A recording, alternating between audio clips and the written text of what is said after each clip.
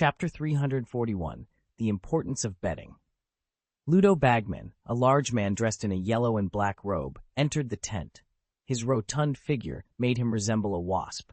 As he stepped inside, a strange look flashed in his eyes, and the excitement on his face diminished slightly. The venue was filled with tens of thousands of tents, each with its own peculiarities, but few were as well equipped as this one. However, Bagman didn't dwell on it. As the head of the Department of Magical Games and Sports at the Ministry of Magic, his position was unassailable during the Quidditch World Cup. "Arthur, old man," Bagman greeted with a broad smile. "Your son Percy said you were here." "He's currently working at the Ministry of Magic," Arthur replied with a touch of pride. He then introduced Harry, Hermione, and his children to Bagman, acknowledging Ludo's help in securing their tickets. He also introduced Aaron and the others, subtly indicating that this tent belonged to them and suggesting it wasn't the best place for business discussions. "Anyone interested in betting on the game?" Bagman asked. Aaron shook his head. He wasn't well versed in the Quidditch World Cup and didn't see the appeal in gambling. "I stand by my original opinion, but I'm not interested in gambling," Lyons added. Adrian, meanwhile, was engrossed in organizing the information he had gathered about the Quidditch World Cup. "Uncle Jins, could you prepare an owl for me?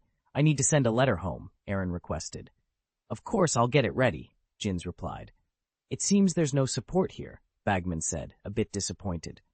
Arthur hesitated for a moment. "I'll bet 1 galleon on Ireland to win." "1 will do," Bagman said, his smile faltering slightly. Most people placed bets in double-digit galleons, often wagering half their net worth. Arthur's modest bet was a stark contrast, but given the Weasley family's financial situation, Bagman couldn't criticize him. "We'll bet 37 galleons, 15 sickles, and 3 nuts," Fred announced suddenly. George quickly pulled out their money. "We're betting on Ireland, but Crumb will catch the snitch." "Huh?" Leon looked at the Weasley brothers in surprise, a hint of admiration in his eyes. "You have vision. I think so too." "Are you sure?" Arthur lowered his voice, trying to dissuade them. "I don't want you to gamble all your savings. Your mother—" "Don't spoil the fun, Arthur," Bagman interjected hastily. "They're old enough to know what they want, and I'll give them good odds." He quickly wrote down the twin brothers' names and their bet, handing them a small piece of parchment as a written statement. "Almost forgot the business," Bagman said, patting his head. "Arthur, can you help me find Barty Crouch? Embarrassingly, I need a translator, and he speaks over 150 languages." "Barty Crouch?" Arthur was momentarily taken aback. "Okay, I'll keep an eye out, but I suggest you go to Percy, who's working in Barty Crouch's department right now." Bagman nodded in satisfaction and left the tent with the twins' gambling money. "It seems," Leon said, looking meaningfully at Fred and George, "you two are in need of money." "It's not just them. We all are," Ron said, embarrassed. "No, you misunderstand me," Leon clarified. "I mean, they need a significant sum of money, and it's very important to them." "How do you know?" George and Fred asked in unison. "You don't seem so unreliable, but using all your savings to gamble is a bit unusual," Leon observed. "Have you committed a crime?" Arthur asked worriedly, fearing their response. "No, Dad. Where's your mind going?" Fred said, exasperated. "We just need some starting capital." George added, "This is something we've planned for a long time, but Mom hasn't been supportive of our idea." "It's not a toy store, is it?" Arthur asked. The two brothers nodded in unison. Arthur reluctantly breathed a sigh of relief. It's not that he can't understand his two sons. It's not so much that they don't do their jobs properly. It's more that they are incredibly talented. The two of them have never disappointed when it comes to pranks. But the problem is that even if Molly agrees, their family can't raise the money to open the store. Leon took out a lollipop from Abe's pocket and asked while eating, "How much does it cost?" "What do you mean?" Fred asked nervously. "Do you want to help us?" "More or less," Leon replied. "This is not a small amount of money. Otherwise, we wouldn't have gambled all our savings," George said. "I'll give you 2,000 galleons, Leon said, stretching out 2 fingers. "Pay it back within 5 years. As for the interest, I want you to pay 10% of your net profit within those 5 years." The twin brothers looked at each other, their faces lighting up with ecstasy. This was much easier than getting a loan from a wizard bank. Wait, Arthur said hastily. What if they can't pay it back? It's 2,000 galleons. There's no such possibility, Mr. Weasley. You should have some faith in them. Not everyone has the courage to bet all their wealth on a chance, Leon said appreciatively. He then took out a key. Gringotts, vault number 31. After withdrawing the money, just hand over the key to Aaron, and he will return it to me. Thank you very much, Fred said sincerely. It's like being reparented, George added. Arthur's face darkened immediately. Although he knew that the two of them had taken advantage of the situation, he was still their biological father. Did they want to embarrass him? George, Fred, Arthur called them, then looked at Harry and the others solemnly. Remember, Molly must never know about this. You don't want to see her angry. Several people shuddered in unison. Mrs. Weasley was terrifying when she got angry. Also, Charlie, Bill, and Percy can't know, Arthur added. At least not until the results are in. It's a secret between us, said Fred. Then can you give me some benefits? Ron asked excitedly. It shouldn't cost 2,000 galleons just to open a shop. A 10% discount for you and Harry in the future, George said. What? Ron exclaimed. Look out, Ron. Fred patted his younger brother on the shoulder. After all, we also want to make money. What about us? Ginny asked, taking Hermione's hand. Girls are different. We will also import some cosmetics at that time, Fred laughed. You will receive special gifts on important festivals, absolutely genuine. That's more like it, Ginny said, satisfied. After comforting their younger siblings, the brothers looked at Leon. We guarantee that your investment will be rewarded handsomely. He doesn't care if he gets anything in return. Aaron rolled his eyes. Don't be fooled by him. 2,000 galleons is his pocket money for a month. Everyone looked at the young man with a lollipop on the sofa in unison. They once again felt an indescribable psychological gap. This rich man was different from what they had thought. With this time, I might as well recover your gambling money as soon as possible, Leon said with a meaningful smile. I don't think Ludo Bagman is the kind of person who follows the rules. Isn't he? Ginny asked uncertainly. Mr. Bagman is the head of the Department of Magical Games and Sports. He is a respectable person after all. Ha ha ha, Leon laughed unkindly. Sister, you are so cute. Although there is a certain gap compared to my sister, you might as well think about it the other way around. When did all the famous people come to other people's tents to find someone to bet on? 1 galleon is not too little, 30 galleons is not too much, and the odds are raised as soon as they are mentioned. It doesn't matter whether you can win, but whether you place a bet or not is very important. Tut tut tut! If I'm not mistaken, Mr. Bagman is not as good as he appears. When the Weasley brothers heard this, they couldn't hold back their excitement. Although they had secured a large investment, they still wanted to save the 37 galleons, 15 sickles, and 3 nuts they had gambled. One by one, all of his wealth. It's okay if they lose. They can afford to lose if they dare to bet. But they don't want to bet their money on someone who has no credibility. Losing is sad, but winning, then it is even more sad. The two were just about to go to Ludo Bagman when they were stopped by Mr. Arthur Weasley. Wait, don't worry. Dad, I know he helped us get our tickets, but every galleon counts, George said anxiously. That's all our savings. Why didn't you listen when I told you not to bet? Arthur said, exasperated. I also bet a galleon. Do you know how difficult it is to set aside some money from Molly? But since we have made a bet, we can only wait for the result. This is the Quidditch World Cup. If things get serious, it will not end well. George and Fred calmed down, but their faces became a little gloomy, and there was even an urge to cry. There's no need to be so upset, Ron tried to comfort them. This is just Leon's guess. You can always trust my vision, Leon said confidently. Well, we still have something to do, so we're leaving first. See you after the game starts, said Arthur, and he left the tent with his children and Harry. Although Fred and George had unexpectedly received an investment, they were too embarrassed to stay any longer. It seems that I will be more careful when betting with others in the future, Aaron said thoughtfully. It may not be a good deal, even if you win. Come on, I can see it. My sister can see it too. Can't you see it? Of course I can see it, but I won't say it. You are still the same as before, not letting go of interesting things. and I haven't changed. One more thing is worse than one less thing.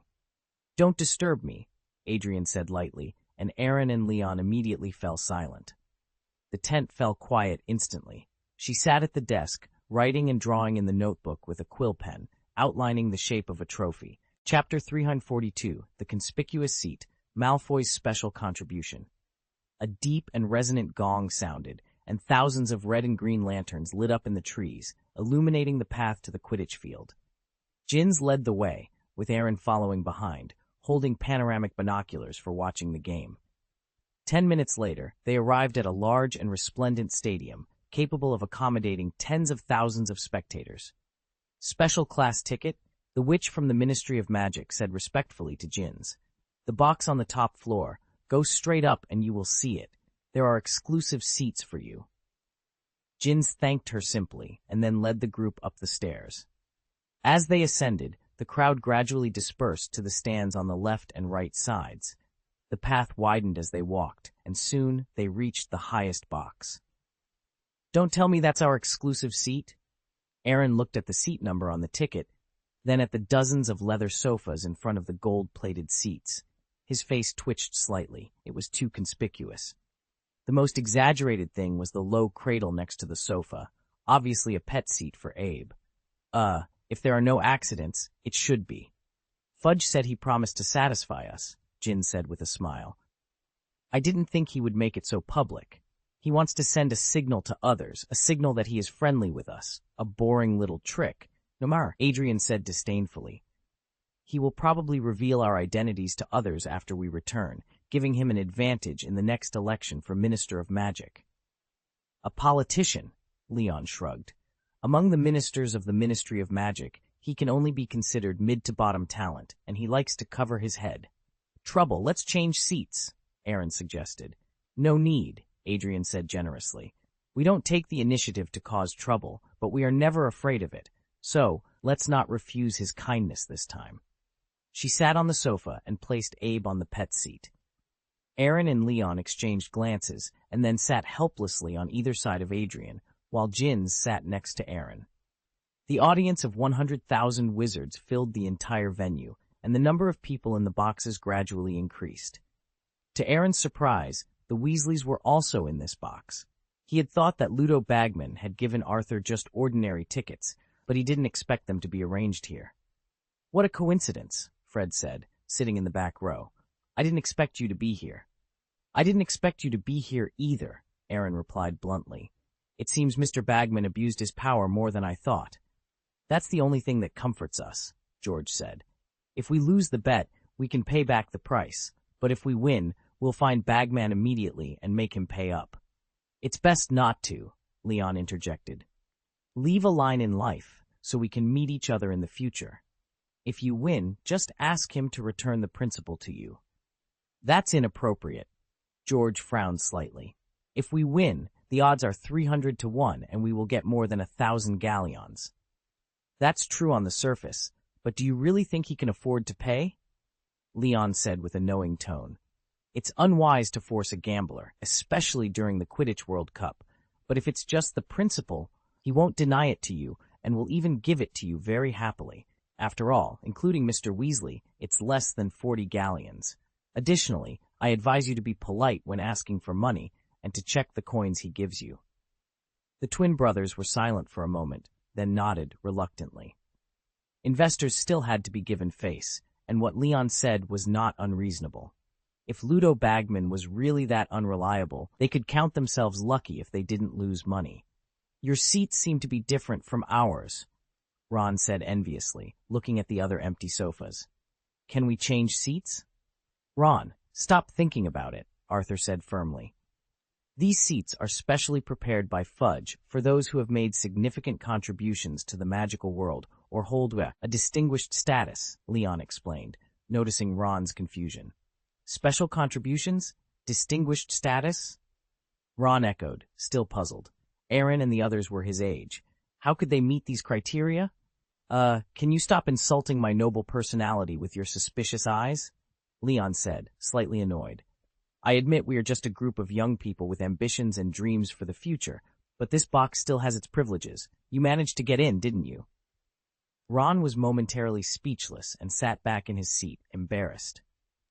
"Dobby?" Harry asked in disbelief, looking at a house elf in the row behind them. "I'm not Dobby, I'm Winky," the house elf replied in a high-pitched voice, making it clear she was indeed an elf. "Sorry, I mistook you for someone else," Harry said shyly. "You look uncomfortable." "Winky has a fear of heights, but Master Barty Crouch is so busy that he asked me to save him a seat. Winky wishes to go back to her master's tent, but Winky does as she is told, being a very good house elf." She shivered and buried her head in her loose robe. "The two teams will display their mascots before the match," Hermione said with interest. "This is a rare sight." Mr. Weasley couldn't hide his excitement. "They will bring magical creatures from their own countries to perform." "Fantastic beasts?" Aaron mused. "They're not dangerous, are they?" "Of course not," Mr. Powell Weasley laughed. "The teams select them to enhance the atmosphere and attract fans. There will be no danger." Over the next half hour, the box gradually filled with well-known wizards. Arthur and Percy shook hands with many people. Both father and son worked at the Ministry of Magic, so Arthur had to be polite, and Percy wanted to make a good impression on his seniors. Fudge brought over the Minister of Magic from Bulgaria and enthusiastically introduced Harry Potter, the boy who had narrowly escaped death from the mysterious Dark Lord. Due to the language barrier, Fudge pointed to the scar on Harry's head to identify him. Fudge also wanted to introduce the three Aarons sitting on the front row sofa. The power of their family was extraordinary and terrifying. With their support, he could remain Minister of Magic for at least another term. However, as soon as he had this idea, he received 3 sharp gazes and Ginz's smiling eyes, which made him abandon the thought immediately. "Lucius, you're here," Fudge greeted the family of 3 approaching, with a standard smile on his face. "Fudge," Lucius replied, shaking hands.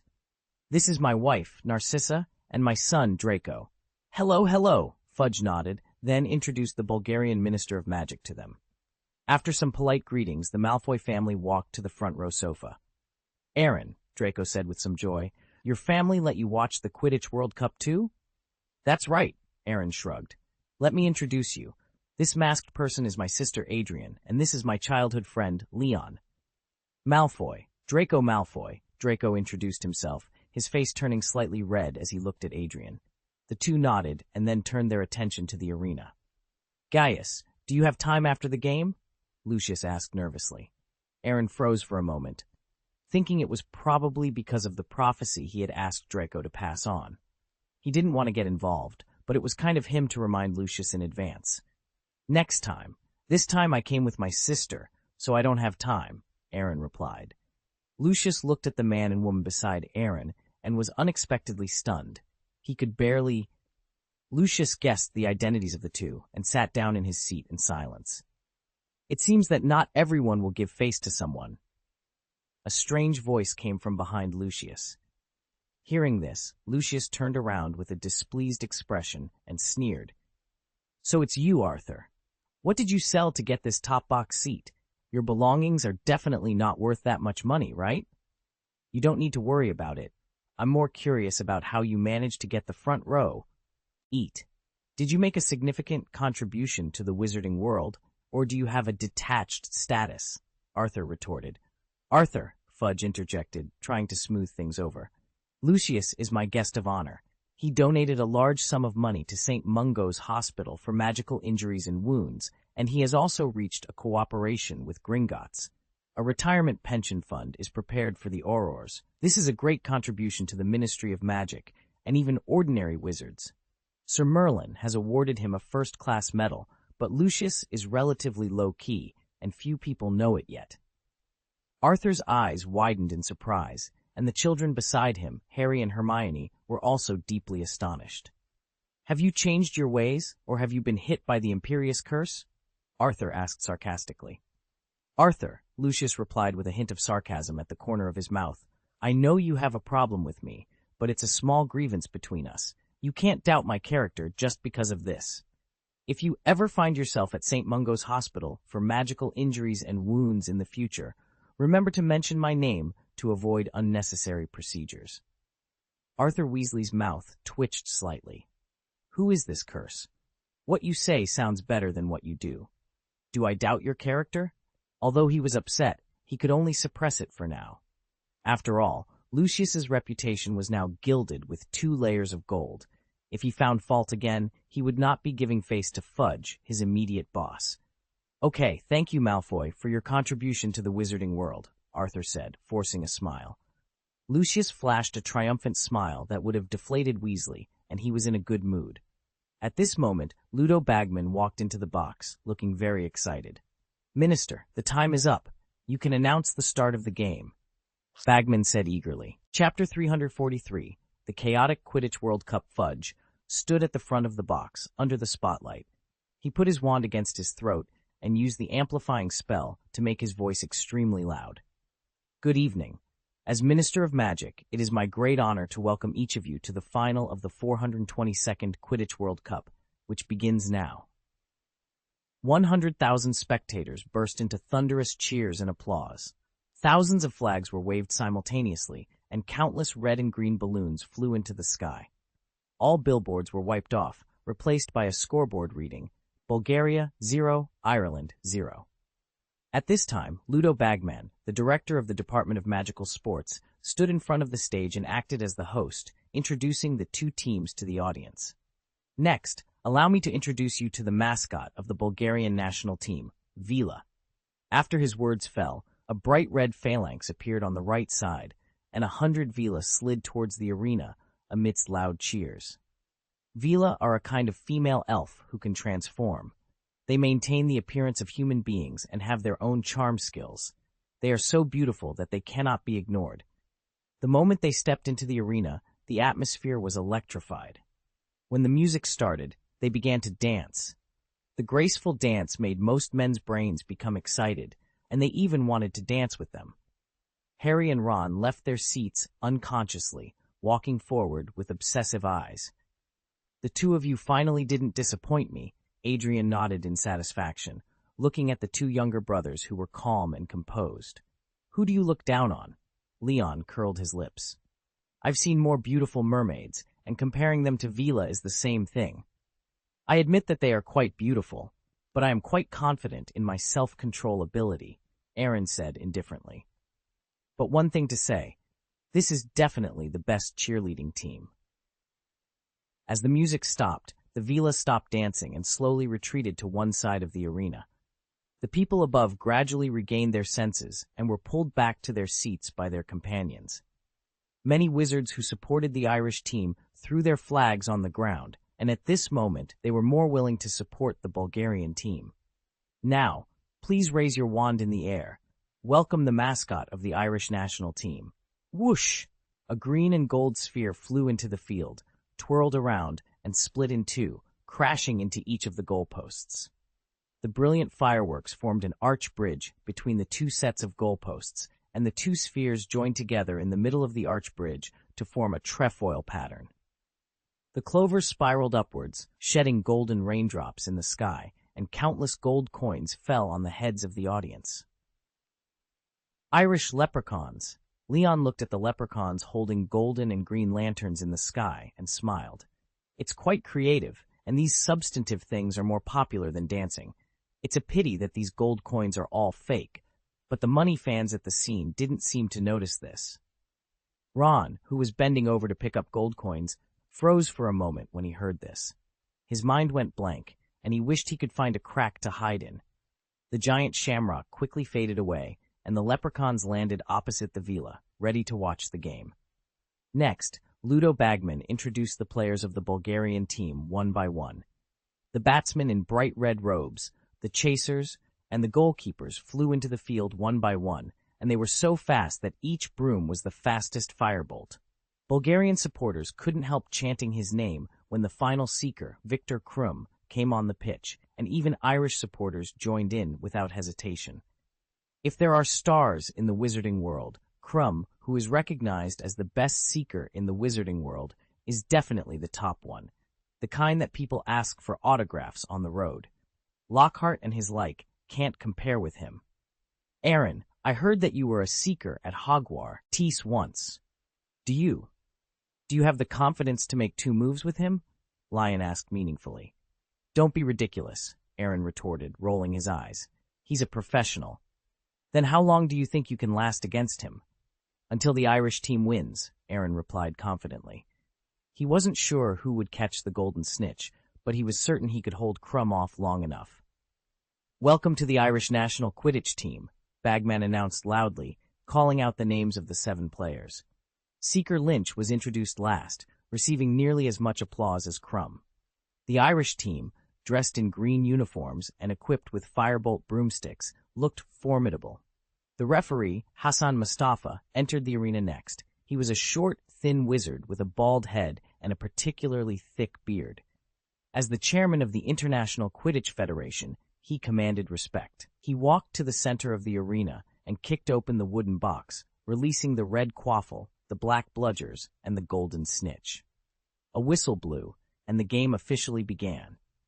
The players were exceptional, their speed and coordination extraordinary. Red and green figures flashed before the eyes of the audience, moving so quickly that Bagman's commentary couldn't keep up. Watching with a holographic telescope allowed for a slower view, but it meant missing out on more exciting moments.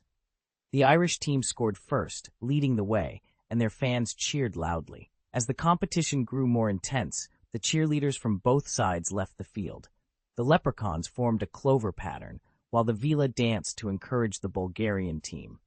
Crumb pretended to spot the snitch, luring Lynch into a dive. At the last moment, Crumb ascended smoothly, causing Lynch to crash into the ground. The game is suspended, Bagman announced angrily, calling for a doctor to check Lynch's injury. The audience buzzed with excitement, and those with holographic binoculars watched the replay eagerly. Meanwhile, Crumb took advantage of Lynch's treatment to search for the snitch. The doctors were professional, and within 10 minutes, Lynch was back on the field. Hassan blew his whistle, and the game resumed. The Irish team's fighting spirit soared, and within 10 minutes, they surpassed the Bulgarian team by 100 points. The game grew more dangerous, with fouls becoming more frequent. Initially, Hassan Mustafa was fair, allowing Ireland to take penalties. However, when the Bulgarian team fouled again, the audience noticed the referee was entranced by the Vila dance. It wasn't until a field doctor slapped him that he snapped out of it.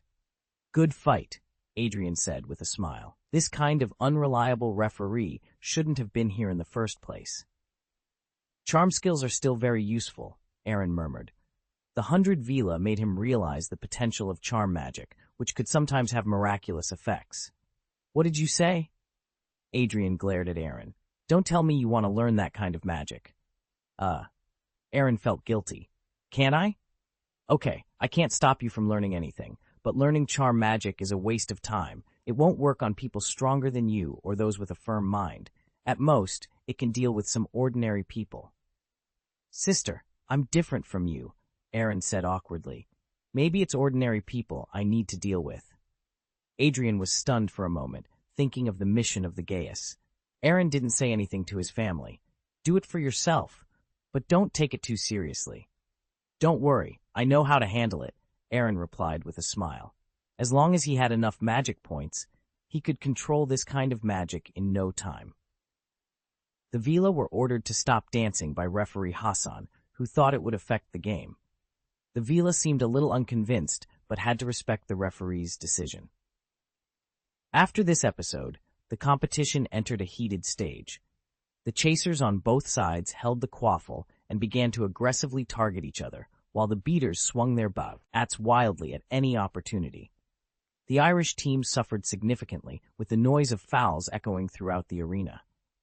Hassan once again allowed the Irish team to make free throws. With their national team holding a considerable advantage, the Leprechauns laughed excitedly and even taunted the Vila in their complacency. The Vila, infuriated by the Leprechauns' provocations, abandoned their self-restraint. They stopped dancing, their heads transforming into sharp bird-like shapes, and scaled wings sprouted from their shoulders. They retaliated by shooting balls of red flame at the Leprechauns. "See, children," Mr. Weasley said meaningfully, "you can never just pursue appearances." "That's right," Leon nodded in agreement, then added, "If you want to pursue a real appearance." Arthur Weasley was momentarily speechless. "That seems irrefutable." The battle between these two mascots is more intense than the Quidditch match itself, Aaron remarked, smacking his lips. If this continues, it might turn into a full-blown melee. No, the Ministry of Magic will handle it, Hermione said confidently. Aaron and Leon exchanged knowing smiles. When the Ministry of Magic is reliable, it is more reliable than anyone else, but when it is unreliable, it is less reliable than anyone else. With more than 1,000 wizard spectators present, even the Ministry had to consider the impact of enforcing the law violently. This meant they could only appeal to emotions and reason, which was destined to have little effect. The arena gradually descended into chaos. The game continued amidst the screams of the Vila, the crackling of magic wands, and the roaring cheers of fans. The referee's voice became unimportant as Hassan was caught between the two mascots. Bagman could barely manage to explain and officiate, but the situation would only escalate until a winner was decided. Chapter 344, The Dark Wizard Parade, The Dark Mark in the Sky. The Quidditch World Cup concluded with Ireland emerging victorious. The final scoreboard read, Bulgaria 160, Ireland 170. Crumb, despite catching the snitch first after a nosebleed-inducing bludger hit, couldn't secure a win for Bulgaria. Although he triumphed in the Seeker duel, the match was lost. His teammates were too exhausted, and the Irish team outperformed the Bulgarians in every other aspect. Faced with the choice between a disastrous defeat and a near defeat, Crumb opted for the latter. The Irish fans erupted in loud cheers, celebrating their team's victory. The Irish players danced jubilantly, and the leprechauns joined in the ecstatic celebration. Crumb, with a sullen face, left the field for treatment, accompanied by his dejected teammates. Even the Vila, who had regained their beautiful appearances, looked unhappy. The enormous Quidditch World Cup trophy was brought into the box and presented by the Minister for Magic, Cornelius Fudge, to the Irish team, who basked in their huge honor. The Bulgarian team then took the stage, shaking hands with the Bulgarian Minister of Magic and Fudge. Despite their embarrassment, the audience's enthusiasm for them remained high, as the game had been far more exciting than previous ones. "Let's go," Adrian said, closing her notebook with satisfaction. "This game has given me a lot of inspiration." "Sister, we still don't know what you're recording all that for," Leon said, exasperated. "The rules are clearly written in the manual." "The rules on paper and the rules that the audience can accept are completely different things," Adrian replied. "Besides, this matter has nothing to do with you, so don't inquire about it." The Weasley brothers approached Ludo Bagman as soon as the game ended, extending their hands like debt-collecting muggles. "Our money." "By the way, how much should I give you?" Bagman asked hoarsely. 37 galleons, George began. "It's 38 galleons, George," Fred corrected. "There's 1 galleon from Dad, and there are 15 sickles and 3 nuts." "This," Bagman was momentarily confused. "Is it that much?" "Of course not," George laughed. "This is our stake, but since Mr. Bagman helped us get such good tickets, we don't want any winnings. You gave us very high odds at that time, so you can save at least 300 galleons." They had made a generous offer, only asking for their principal back and considering the rest as ticket money, ensuring no debts remained between them. Bagman hesitated for a moment before separating the goblin's gold coins in his pocket and handing the real galleons, sickles, and nuts to the two brothers. "Arthur has 2 good children," Bagman sighed. "Also, I'll give you a piece of advice. Don't gamble with others casually in the future." Seeing his earnest expression, George and Fred couldn't help but look at each other. In their hearts, they admired Leon's judgment even more. If it hadn't been for his reminder, they might have suffered heavy losses and might not even have gotten their principal back. After returning to the camp, Adrian released several owls, sending out the notes she had sorted in the form of letters. The night after the Quidditch World Cup became even more lively. The lanterns in every tent remained lit, and almost everyone was enthusiastically discussing the game. Suddenly, a strange fire broke out outside, and the sound of swishing wands echoed through the camp. A group of hooded and masked wizards, laughing like madmen, moved slowly forward, setting tents on fire. Wizards who didn't understand what was happening ran away in panic. "Master, Djinns returned from outside. It seems they are dark wizards, organized and premeditated. Their group is constantly expanding. Additionally, they have taken the Roberts family hostage, and the members. The Ministry of Magic officials were a bit wary. Uncle Jins, I have to say, the location we rented is really good, Leon said with a calm smile. No matter which direction these people attack from, we have enough time to deal with it. Master Leon, now is not the time for jokes, Jins replied, exasperated. I think we should leave here as soon as possible. No need. It might be more dangerous outside, Aaron said, snapping his fingers and casting an illusion over the tent. The internal environment remained unchanged, but from the outside, it appeared as a burnt ruin. This illusion is impressive, but it's not enough, Leon sighed. He waved his wand, and golden runes formed a circle, enclosing the tent. This is my most reliable spell. Whether it's escaped wizards or dark wizards, they will subconsciously ignore this place. This can't fool a wizard stronger than you, Jins pointed out. Isn't there still your illusion? I'm just adding a layer of insurance, Leon said casually. He then looked at Adrian. Sister, do you need to make any additions? No need, Adrian replied flatly. If they are discovered, just kill them all. Hearing this, Aaron and Leon's heart skipped a beat, and they swallowed nervously. But there are so many of them, we may not be able to handle them, Aaron protested. Don't I know you yet? Adrian rolled her eyes. If you weren't sure, you would have already run away. It's easier to fish in troubled waters with a large army, isn't it? That's true, but... Aaron hesitated. No buts. Otto may help you set up a defensive barrier, but Klein's focus is on attack. If you are discovered, I will take you out, Adrian assured them. The two looked at each other and then turned their attention to Jins. Don't look at me like that. I can't beat so many people, Jins said. Cut! The three of them exclaimed in unison. They knew Jins was not easy to fool. All right, Jins shrugged. It's impossible to fight alone, but you are all here. If something happens to me, I will die. So if we are found, I will buy time, and you will escape on Abe. At that moment, Abe, who was dozing on the table, rubbed his eyes sleepily, then turned over and continued to sleep. That's not appropriate, Aaron sneered. Master, I'm not joking. I can't risk your safety, Jins insisted. Okay, I respect your decision, Aaron conceded. Abe had grown to 10 meters long and was a qualified young dragon. It would not be a problem to carry the three of them away. If anyone tried to stop them, Abe's sneeze alone would be terrifying. The environment inside and outside the tent was starkly different.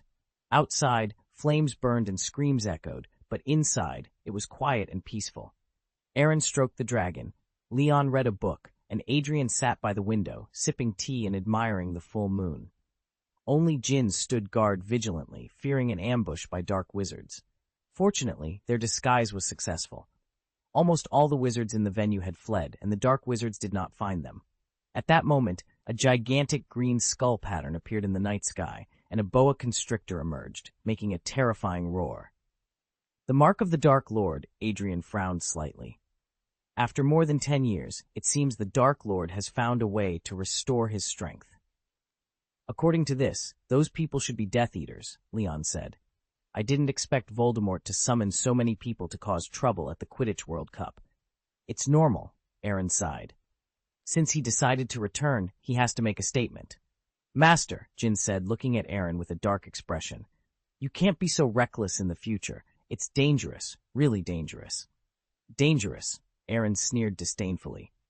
Compared to what happened to me last year, this is just a small scene. Even so, Jin's mouth twitched slightly. Even so, we can't underestimate any crisis. I understand, Aaron replied. We have no problem with this squad coming out unscathed. After all 4 of us can apparate, can't we? Harry? Harry, where are you? The voices of Ron and Hermione came from outside. Everyone in the tent turned their attention to Aaron. It seems to be your friend. It's up to you to decide. Either to go out and help, someone remarked. Aaron sighed and patted his forehead in exasperation. He's quite something. Out of more than 100 wizards, he's the only one who got lost. Let's help find him. Those dark wizards have left. It's safe to go out now. No one raised any objections, and they all exited the tent one by one. Aaron gave Abe a knowing look, and the creature immediately understood, sniffing the air to catch Harry's scent. After following the trail for a few minutes, they found Harry Potter unconscious in a clearing. Tsk! Leon clicked his tongue, examining a rotten wooden stake and the footprints on Harry's body. He calmly analyzed. First, he tripped, and then, conservatively, he was stepped on by people fleeing in a hurry, at least 4 different sets of legs. "Wake him up," Adrian demanded angrily. "What are you waiting for?" Aaron pulled out his wand and pointed it at Harry's face. Aguamenti. Cold water splashed onto Harry's face, causing him to cough and splutter. He opened his eyes groggily and, recognizing the familiar faces around him, slowly stood up. Before he could say anything, Ron and Hermione rushed over. "Harry, we've been looking for you for a long time. We thought we couldn't find you," Hermione exclaimed. "Thank you," Harry said, relieved. He then looked up at the green skull in the sky. "What is that?" "The dark mark," Leon replied, looking at Harry Potter with a meaningful expression. "Harry Potter, I'm starting to wonder about your future. It must be very interesting." Hearing this, Harry shivered involuntarily, feeling an inexplicable burning pain from the scar on his forehead. Chapter 345. The butler enters the game. The mysterious man is about to return. Passed out. More than 20 wizards suddenly descended from the sky, surrounding them. Without a word, they cast sleeping spells simultaneously, sending a series of shining red lights from their wands. Aaron immediately pushed Harry and Hermione to the ground. Leon pressed Ron down, while Adrian stepped on his younger brother's shoulder, flipping out of the encirclement. Jin swiftly drew his wand and cast several spells into the night sky. Dodging a wave of sleeping spells, Aaron and Leon drew their wands, ready to fight back. At that moment, Mr. Weasley's urgent voice echoed from a distance. "Stop! Stop! That's my son!" The wizards, recognizing the voice, ceased their attack but remained vigilant. Arthur ran over quickly, his voice trembling. "Thank Merlin, you're all here. Are you all right?" "Fortunately, you came in time. Otherwise, they might have been in trouble." Aaron shrugged, glancing at Adrian without a trace. She glared at Aaron resentfully, but put away her wand and reluctantly walked into the encirclement. "Get out of the way, Arthur," the wizard in charge demanded, pointing his wand at the group. "Who cast the mark?" "Crouch. They didn't," Arthur began. "Don't lie. You were caught at the scene of the crime," Barty Crouch interrupted sternly. "Barty, they're just children." Arthur explained anxiously and helplessly. "It can't be them." "Crime?" Harry asked blankly. "What crime?" Aaron pointed to the green skull above their heads. "The mark of the mysterious man. The group that appeared tonight are probably Death Eaters." Barty's wand immediately pointed at Aaron. "You seem to know a lot." I don't like people pointing wands at me," Aaron said lightly. "But I understand, Mr. Barty Crouch." "Do you want to fight?" Leon asked excitedly. "Not counting Mr. and Hack Weasley, there are only 23 of them. Uncle Jins should be able to handle a few. The 3 of us can take one each." Master Leon, it's better not to fight if we can avoid it," Jin said with a sarcastic smile, ignoring the wand pointed at him. "The dark mark has nothing to do with us, nor do the Death Eaters." "Proof," demanded a wizard with short brown stubble, who was Cedric Diggory's father, Amos Diggory. Jins frowned slightly. "It's difficult to prove innocence when one is innocent." "There is still evidence," Aaron said, brushing away Harry's hair to reveal the lightning scar on his forehead. "This is the famous savior, Harry Potter. Do you think the mark of the mysterious man has anything to do with him? That's a big joke. I know he's Harry Potter, and you kids probably aren't involved, but what about him?" Amos pointed his wand at Jins. "This gentleman just cast several spells, and this is a crime scene. Isn't that suspicious?" "I advise you to be careful with your words," Adrian said coldly. "If Uncle Jins decides to act, you won't have a chance to regret it." "It can't be them," Harry said hastily. "Aaron and the others woke me up. It can't be them." "Harry Potter," Amos said helplessly. "Is it possible that we arrived in time so he didn't have a chance to attack you? This gentleman, please come with us. If it really has nothing to do with you, we will release you immediately." "I'm afraid that won't work," Jin said with some embarrassment. "I don't mind going to the Ministry of Magic, but if I leave, the 3 of them will be left unprotected." "I have no objection," Aaron said, extremely excited, as if seeing freedom waving to him. Although it was unkind, if Jins entered the Ministry of Magic, wouldn't the 3 of them have full freedom until he came out? Jins looked at his young master in astonishment, caught off guard by this wave of backstabs. Aaron stared back unceremoniously, not forgetting the situation at hand. How his class schedule for this holiday was arranged. A beating every day, each day different from the last. Now the opportunity for revenge was right in front of him, and he had no reason to miss it. "I have no objection either," Leon said, though his voice betrayed his unease. "Uncle Jins, don't worry, we will protect ourselves." Jins felt as if he had been stabbed in the heart. The pain was almost physical. Adrian didn't know whether to laugh or cry and chose not to express his opinion. "Oh," Jins sighed, "I can cooperate with you, but I have a small request. Take their 3 children with you. I don't feel at ease if they stay here." The 3 of Aaron looked at each other in bewilderment. They never expected Jins to play it this way, and they certainly didn't expect to be brought along. "Heh!" Leon smiled awkwardly. "Uncle Jins, I was just joking. Do you believe me?" "What letter do you believe?" Jins rolled his eyes. "What I regret the most is not informing the Darwin family that you were wandering outside with us, but I will never make such a low-level mistake in the future. In addition, young master, I must remind you that I arranged all your school schedules before you became an adult. You should know what this means?" Aaron's face changed slightly, and his heart filled with dread. "Damn it! This is the rhythm of reckoning after autumn." "Ha!" Adrian couldn't help but laugh. "Uncle Jins, stop teasing them. It's obviously a very simple matter." Jins shrugged and turned to look at Arthur Weasley. "Mr. Weasley, I just ask you to take care of them. I'll be back soon." "Okay, no problem." Arthur nodded, albeit a bit confused. "Thank you." Jins calmly handed over his wand and followed Amos and 3 Ministry of Magic officials to apparate away, while Barty Crouch led others to search in other directions. After watching them leave, Aaron's mouth turned bitter. "I made a mistake. I seem to see the next holiday full of sorrow." "I agree," Leon patted him on the shoulder, "but I'm much better off than you. At least he can't control me." "You guys go with me first," Mr. Weasley whispered. "I won't go," Adrian said. "I originally planned to leave after watching this Quidditch World Cup. Aaron, say goodbye to Uncle Jins for me. Bye." "Wait," Ron interrupted hastily. "It's still very dangerous. I'm not sure if there will be a sudden attack by Death Eaters." Adrian didn't care and disappeared in the blink of an eye. "I have to go home too," Leon said. "Didn't you say you would live in my house for 2 months?" Aaron asked. "When Uncle Jins comes back, I guess my family will call me back. It would be more decent to go back." Leon waved his hand as he spoke and apparated away. Seeing this, Harry, Ron, and Mr. Weasley were stunned. "Apparition," Ron swallowed. "The 2 of them are about the same age as us." "Do they have a certificate?"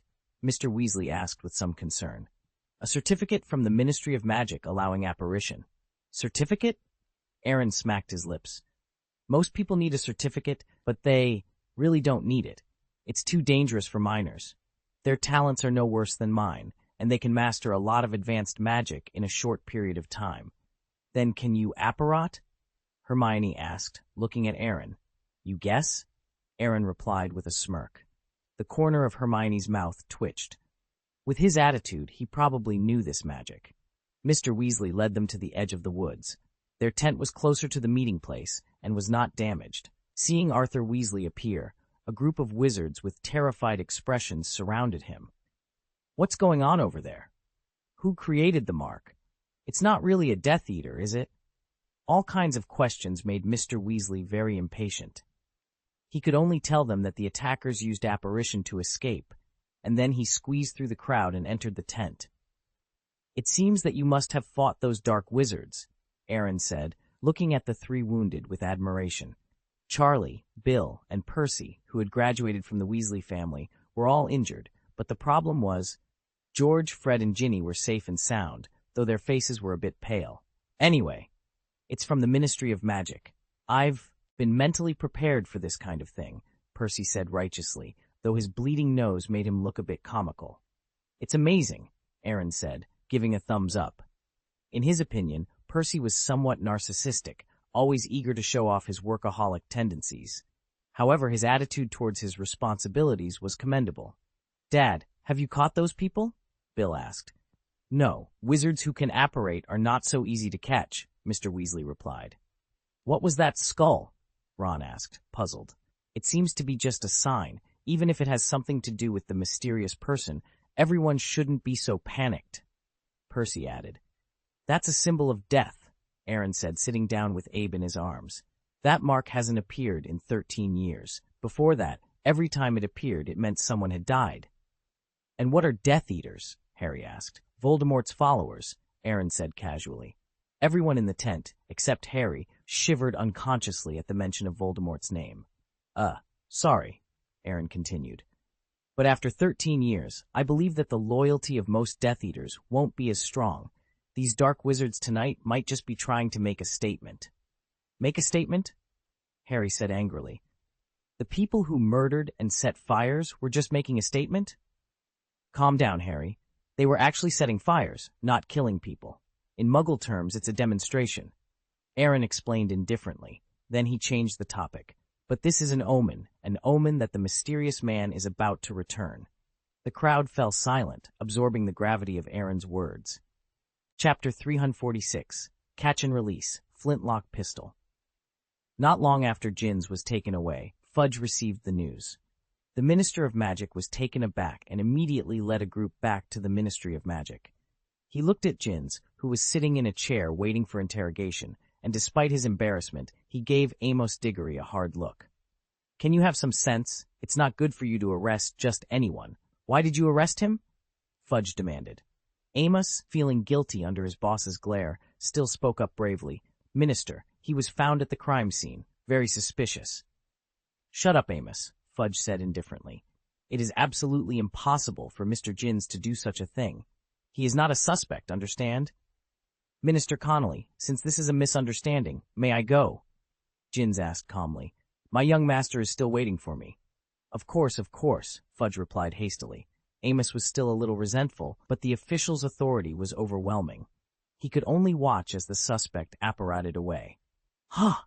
Fudge wiped the cold sweat from his forehead in relief. He's gone. Sit down, Amos. I know you have a lot of questions, and I need to calm down too. Fudge, who is he? Why does he deserve such serious treatment from you? Amos asked, bewildered. I have no status, but you should be glad he didn't hold you accountable. Otherwise, no one could protect you, Fudge said meaningfully. When I was still a staff member of the Ministry of Magic, he was chatting and laughing with the previous minister. You mean Minister Millicent Barnold? Amos's face showed shock. This minister had served for 10 years and was quite popular in the magical community until her retirement. Yes, who else but her? But she is definitely not the only one.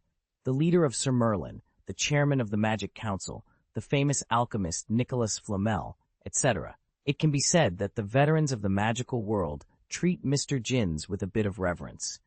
They do not intervene in any disputes in the magical world, but their contributions are unparalleled, and these contributions began thousands of years ago.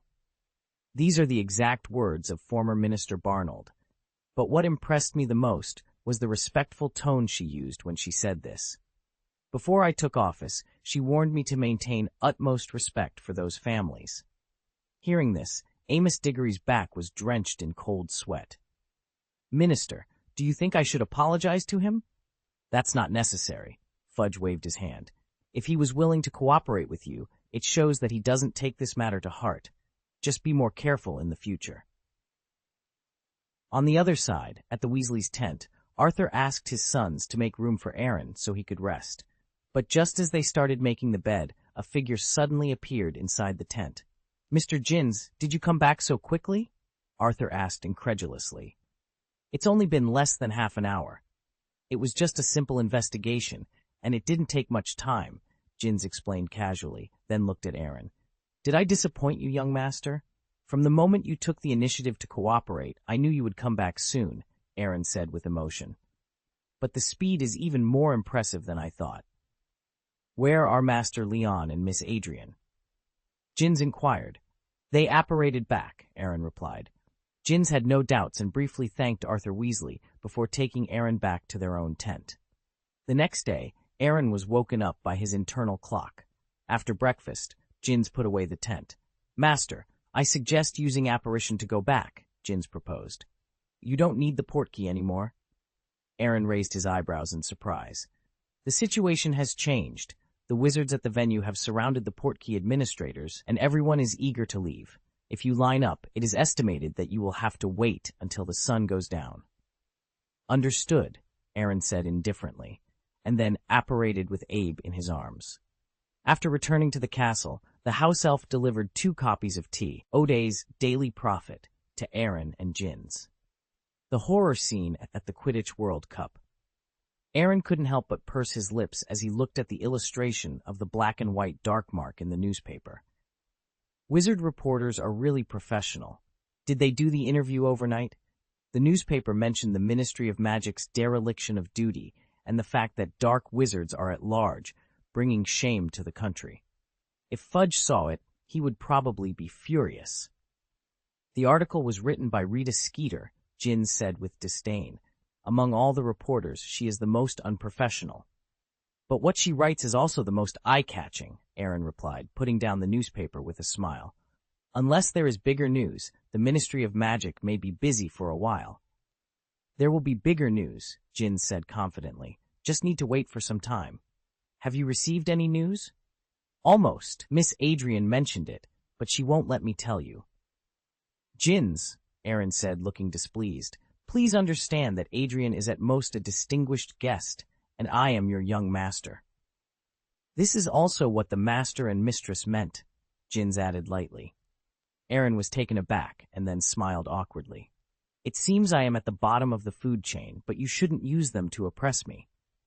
The only thing I can tell you is that this is another grand event, and it has something to do with Hogwarts. Also, to give the young master a small reminder, there is a dress robe on the list of items issued by Hogwarts." Hearing this, Aaron frowned slightly. It sounded like it was related to some kind of formal gathering. But he didn't care too much. Jinns could handle these trivial matters. Aaron started his leisurely holiday life before the start of school. He didn't take any more cram school classes. Apart from his daily check-ins, he focused on studying the defensive magic taught to him by Wilhelm. Alger's forging room was a place he visited every day because he could see the progress of the magic weapon's casting inching forward. It wasn't until the start of school that Aaron finally had the opportunity to see his first magic weapon come to life. In the forging room, countless precision parts floated in midair, each piece exuding a dazzling brilliance. "How is it?" Alger asked proudly. "It took me more than 2 months to build this batch of parts, and then I asked Wayhead to enchant them. Every part is engraved with magic circles, and each magic circle complements the others, maximizing their power." "It's an eye-opener," Aaron exclaimed. "But they are just parts now. They can be assembled now, but I think one last material should be added. It also needs your blood, so that it is bound to you and will only recognize you as its master in the future." "No problem." Aaron decisively took out his wand and stroked his palm. Bloodletting was something he was very familiar with. Dark red blood gushed out from the wound, automatically flying into the air and turning into countless bloodshots. The bloodshots slowly merged into the enchanting circle, and the light emitted by the parts was tinged with a dark red hue. Alger stretched out his right hand towards the parts, chanted a spell, and countless parts began to assemble automatically. Gradually, a 30-centimeter-long silver-black flintlock pistol landed in front of Aaron. It was as smooth as a mirror from the barrel to the grip, with several exquisite golden patterns on each side. Gulp! Aaron couldn't help but swallow nervously as he held it in his hand. It was neither light nor heavy and felt great in his grip. "I made a great improvement. Breech loading, 8 rounds. As for the specific rate of fire and range, try it yourself," Alger said, stepping lightly on the ground, causing the red lava to form a thick wall. Aaron nodded and pointed the trigger at the wall. Boom! There was a huge roar, and a deep pit the size of a bowl appeared on the wall. "This," Aaron frowned. The gun was much more powerful than ordinary guns, but it was far from what he had imagined. "Try injecting magic power," Alger reminded. Aaron suddenly realized the potential of the flintlock pistol in his hand. He injected his own magic energy into the gun, causing the golden lines on its surface to light up. As he pulled the trigger again, a mass of crimson light shot out from the muzzle, accompanied by a powerful airwave mixed with countless gravel flying in all directions. A large hole was blasted in the wall, revealing the door to a second secret room. "Not bad," Aaron remarked. "It seems that you are not very satisfied," Alger teased. "The power of this gun depends on how much magic power you inject, but you didn't even exert 1/10 of its potential just now." "I can feel that," Aaron replied, examining the flintlock pistol. "The magic power it can absorb is also limited, right?" "Of course," Alger said. "Even a divine weapon has limitations, and this is just a divine weapon." "Ancestor, if the power of this gun is maximized, can it kill a dragon?" Aaron asked. "Unfortunately, it can hurt dragons and even injure them, but killing one is far from possible. Even injuring a dragon requires a lot of mana. With your current power as a junior magister, 10 shots would be your limit." "Acceptable. At least I can rely on it to fight dragons," Aaron said. "You must not think so lightly," Alger warned. "The vitality of a dragon is extraordinary. If you anger one, you might not even get a chance to fire a second shot." "I know, I'm not stupid," Aaron said with a smile, shaking his head. "Is there any way to increase the power of this gun?" "Firearms are at their limit at this point. If you want to improve, you can only work on the bullets. There is a considerable gap between ordinary bullets and enchanted bullets." "Understood. So if it is equipped with enchanted bullets, can it kill dragons?" Aaron asked, his curiosity piqued. Alger staggered, the corners of his eyes twitching. He couldn't understand why this kid had such a fascination with dragons. "That depends on the materials used and the degree of enchantment. Bullets capable of killing dragons, being one-time consumables, probably won't be worth less than the gun in your hand." Aaron nodded thoughtfully. "If a firearm is compared to a wind crossbow, then the bullets need to be of the black arrow level. Only then could the two be used together to penetrate dragon armor." Chapter 347, The Half-Disabled Defense Against the Dark Arts Professor. On the day Hogwarts started the new school year, it was pouring rain outside. Jins drove Aaron to King's Cross Station and helped move his suitcase onto the express train at platform 9 3/4. "Master, I've prepared your dress robes.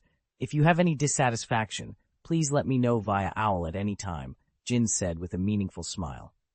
"Also, I wish you a happy new semester. This year will be very interesting." "With your good wishes, at least the professors at Hogwarts won't be as harsh as Wilhelm's ancestors," Aaron replied. "Not necessarily," Jins said, frowning slightly. "What else are you hiding from me?" Aaron asked, his curiosity piqued. Jins hesitated for a moment.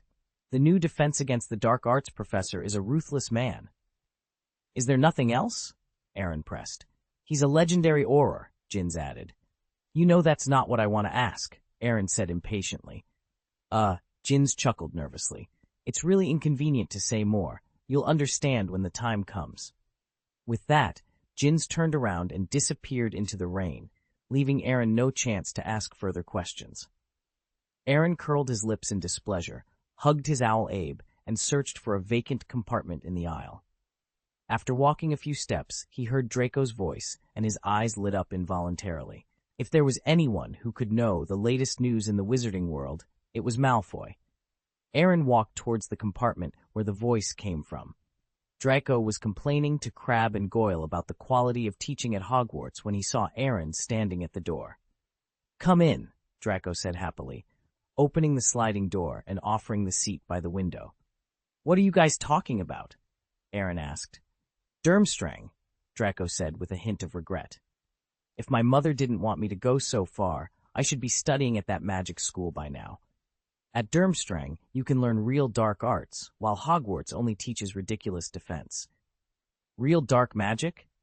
Aaron couldn't help but sneer. "You might have a chance this semester." Draco froze for a moment, then said excitedly, "Could Dumbledore have finally agreed to let Professor Snape be the Defense Against the Dark Arts professor? He's not an old fool after all."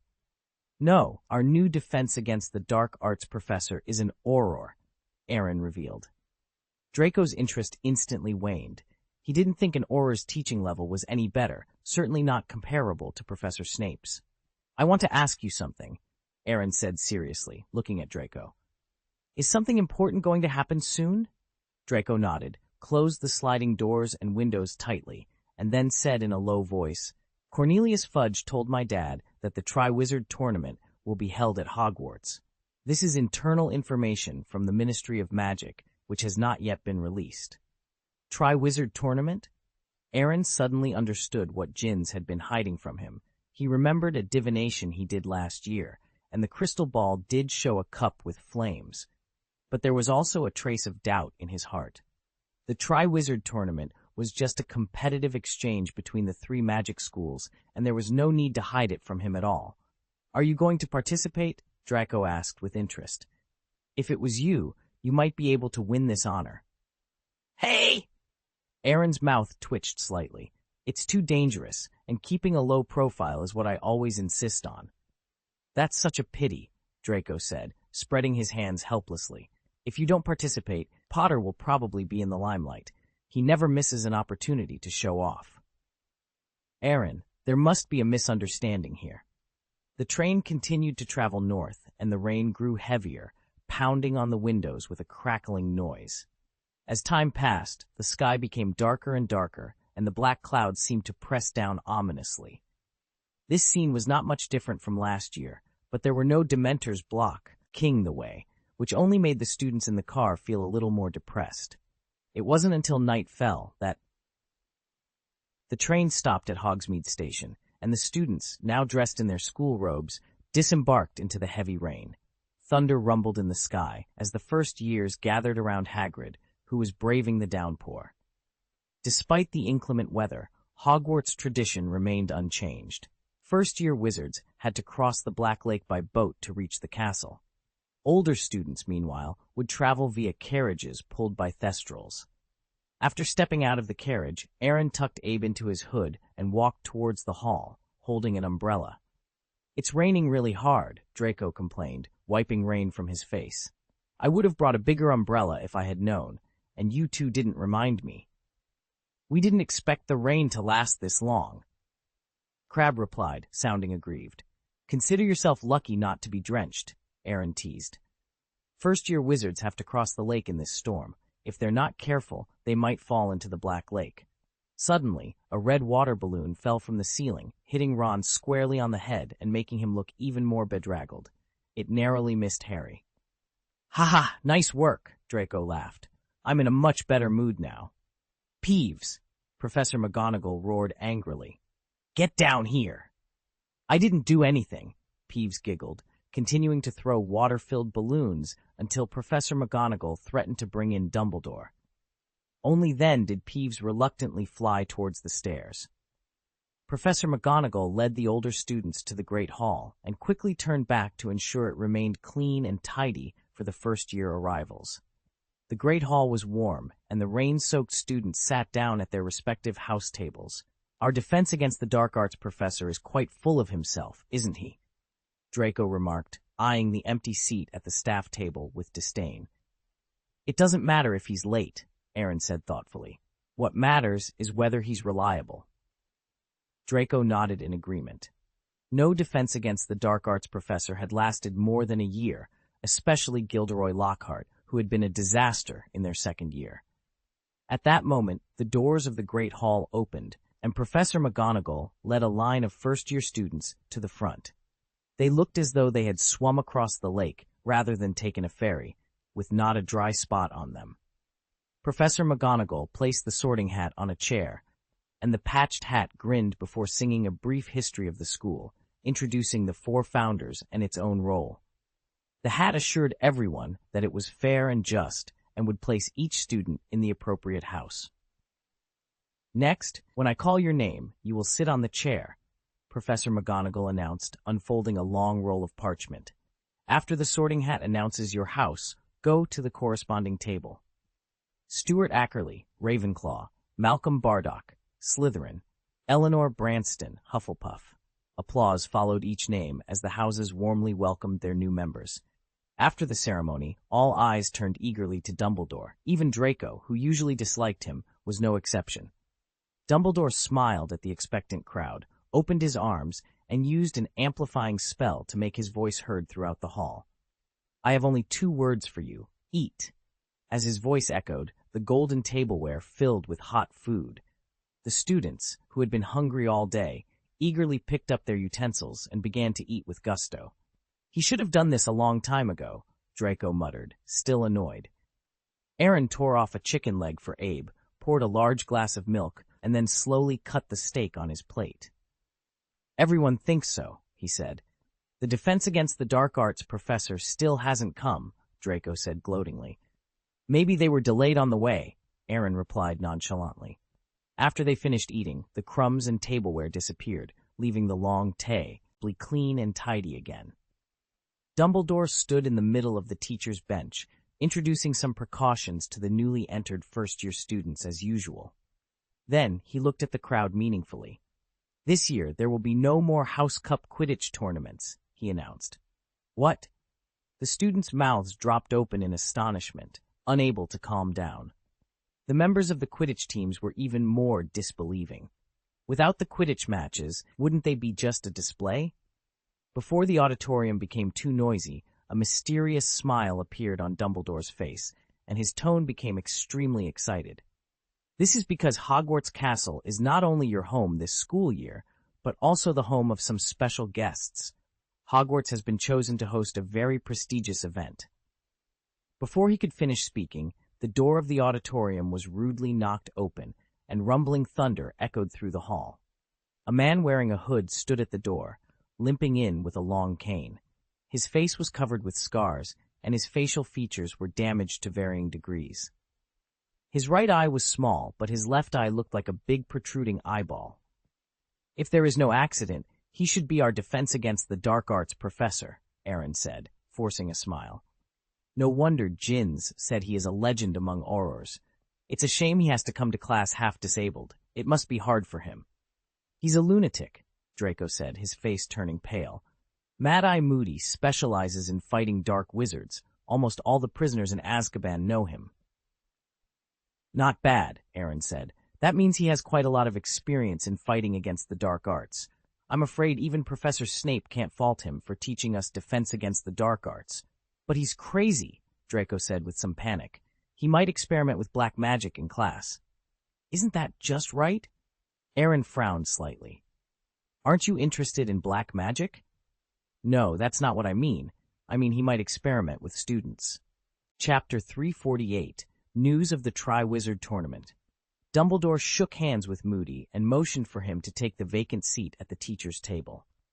Allow me to introduce our new Defense Against the Dark Arts teacher, Professor Moody.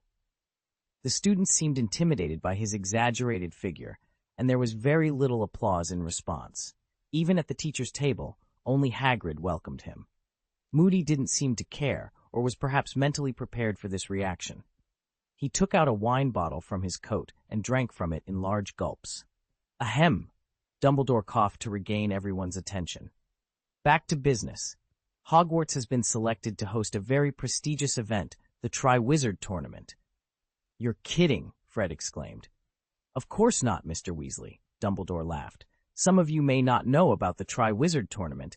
It is a series of magical competitions between 3 schools, Hogwarts, Beauxbatons, and Durmstrang. Each school selects a champion, and then the 3 champions compete in 3 magical tasks. It was originally intended to foster friendships among young wizards from different countries, but the death toll became so high that the tournament was discontinued over a century ago. However, this summer, both the Department of International Magical Cooperation and the Department of Magical Sports felt that the time was ripe to resume the tournament. In addition to winning great honor for their school, the final winner will also be rewarded with 1,000 gold galleons. As Dumbledore's voice fell, the auditorium erupted in excitement. I want to participate. Fred and George roared, their eyes gleaming with excitement. They were not alone. At every house table, students with fanatical eyes were eager to try. Winning the Triwizard Tournament meant eternal glory and increased fame in the magical world, which was an unparalleled attraction for everyone. Aaron looked at these excited wizards and couldn't help but shake his head. A group of fools, he thought. Anyone with half a brain could see that this kind of competition was fraught with danger. The Ministry of Magic might be well prepared, but who could guarantee that no accidents would happen? Honor is important, but life is more important. I know you are all eager to win the Triwizard Tournament for Hogwarts, said Dumbledore, and the hall fell silent. But the tournament is a difficult and dangerous event, no matter how many precautions we take. Therefore, the Ministry of Magic has decided to set an age limit for competitors. Only students who are 17 years old or older are allowed to sign up for the Triwizard Tournament. Hearing this, many students who were interested in the tournament protested and even became angry. 17 years old? That meant only students who were about to graduate were eligible to participate. Dumbledore had expected this reaction and understood the disappointment. Just as he was about to explain further, a figure entered through the side door. It was the director of the Department of International Magical Cooperation, Barty Crouch. Barty Crouch glanced at the students who were still in a state of anger and walked up to Dumbledore with a complicated expression. "The situation has changed," he said. "What do you mean?" Dumbledore asked. Barty Crouch hesitated for a moment, then leaned into Dumbledore's ear and started whispering.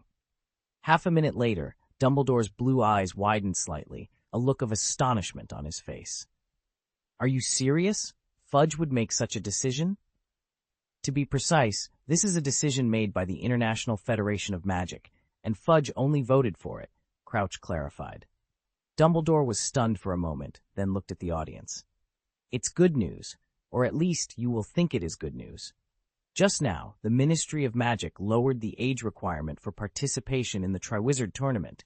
The age of 17 has been changed to 14, which means that all wizards above the 4th grade are now eligible to participate." The hall erupted once more, this time with even greater enthusiasm. Many students who were still protesting couldn't help but look at each other when they heard this. However, they quickly became ecstatic and couldn't help shouting, "Long live the Ministry of Magic!"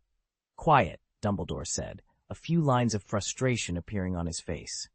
"Although the age standard has been lowered, I must remind those who wish to participate in the Triwizard Tournament that it is dangerous, very dangerous. It is not for the faint of heart." "Albus," Crouch interjected, winking at Dumbledore.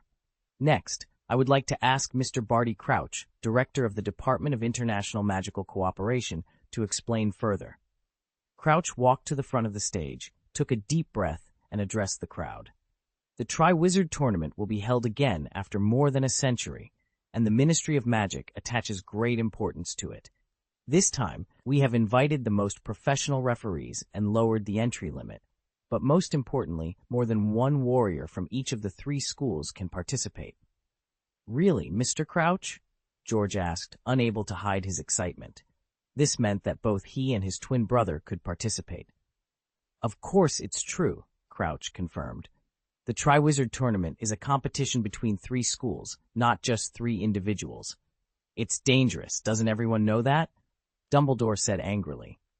He could accept lowering the registration standard, because only the best warrior would represent the school. However, expanding the number of participants increased the possibility of accidents. "Principal Dumbledore, I understand your concerns," Crouch said patiently. "I also thought it was dangerous at first, but this time is different. We have measures in place to ensure that the contestants will not encounter life-threatening situations. Moreover, not everyone can sign up to participate. Only the excellent wizards selected by the referees are eligible.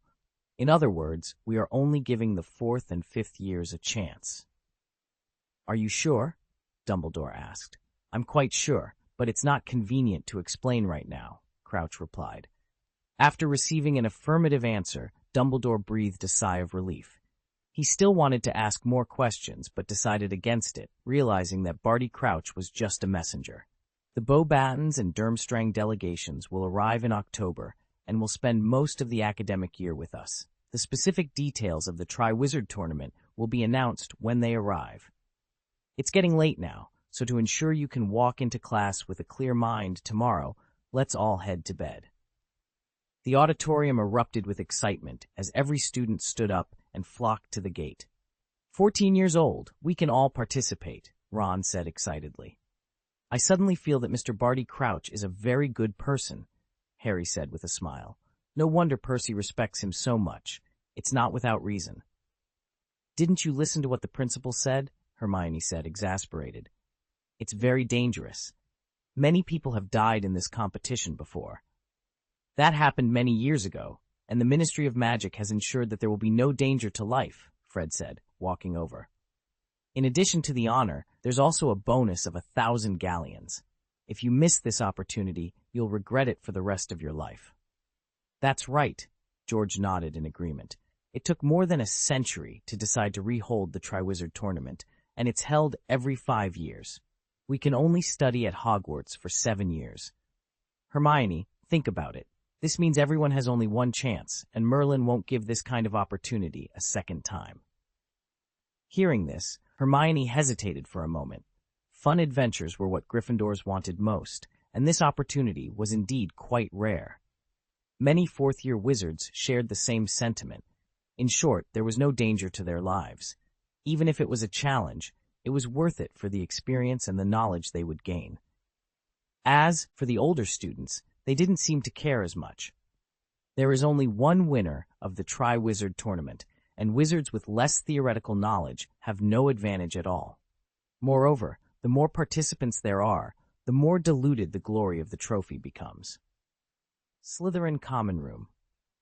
Aaron lay quietly on his bed in the dormitory, alone. Everyone else was discussing whether to participate in the Triwizard Tournament, but he wasn't interested at all.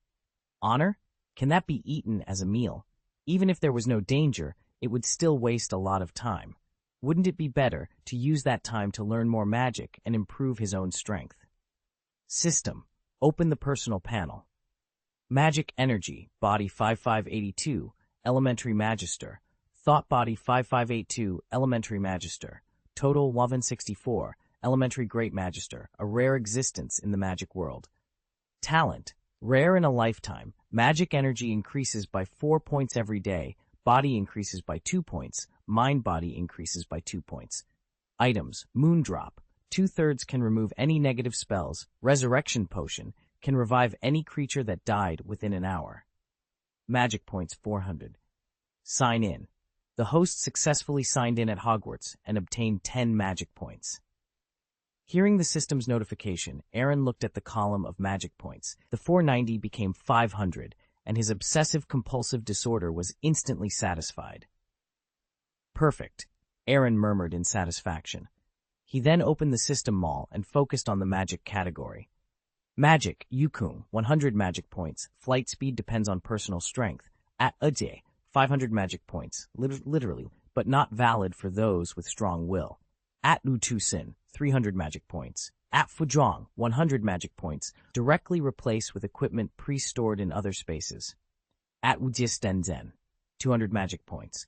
He resolutely placed an order for the untraceable stretching charm, fearing he might regret it later. After all, the other spells were also very tempting. He was particularly interested in Yukong and Soul Out of Body, but he could barely restrain himself. Since there were already tiger charms in the item category, he was confident that other spells would spawn in the future. These two spells were just simplified versions of the chicken charm and the sheep charm, and their cost performance was relatively low. However, the untraceable stretching charm and the dress-up magic were different. The tent during the Quidditch World Cup had given him a pretty good experience. It was still unknown what world he would go to next, but learning this magic would ensure he didn't have to worry about the quality of life. Dress-up magic was also very useful.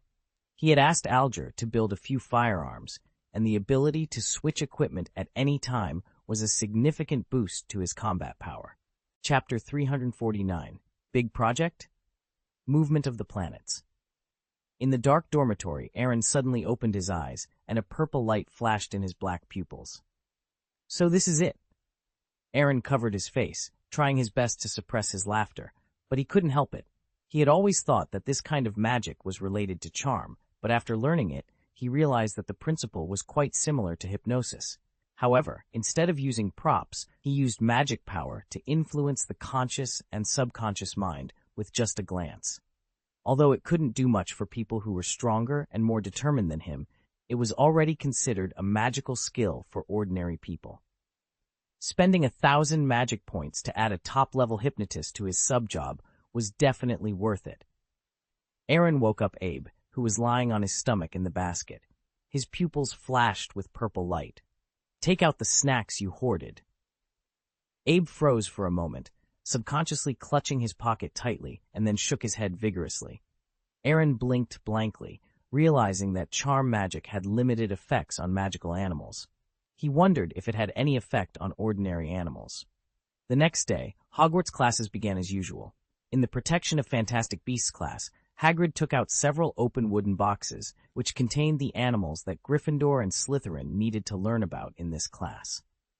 Aaron looked at the slimy, lobster-like creatures in the box, not hiding the disgust in his eyes.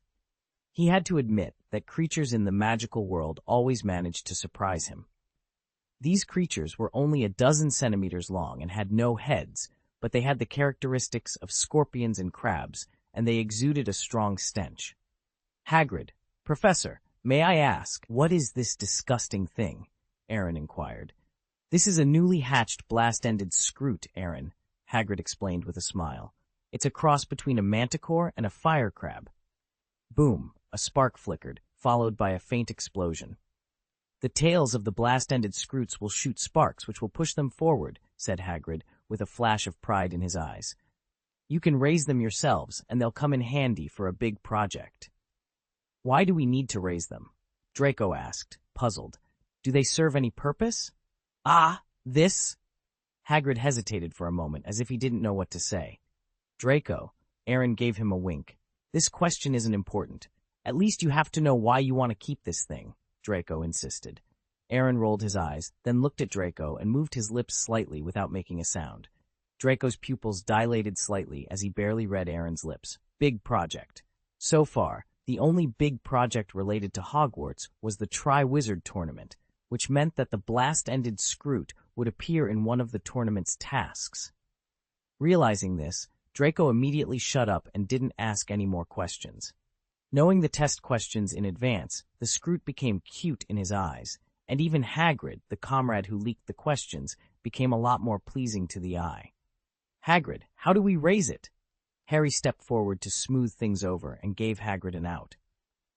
"I haven't raised them much before," Hagrid admitted honestly, "but this kind of creature generally likes to eat the same things: ant eggs, frog livers, green snakes. Take out everything and try it out." "Are there any precautions?" Draco asked seriously. Hearing this, Harry, Ron, and Hermione were all in disbelief, and even Crabbe and Goyle were a little dumbfounded. Was this still Malfoy? When did he become so polite? Hagrid was also taken aback for a moment before he realized that he was very surprised by Malfoy's change in demeanor. But as a professor, he still had to answer the students' questions seriously. "Of course there are precautions. First, their tails will explode.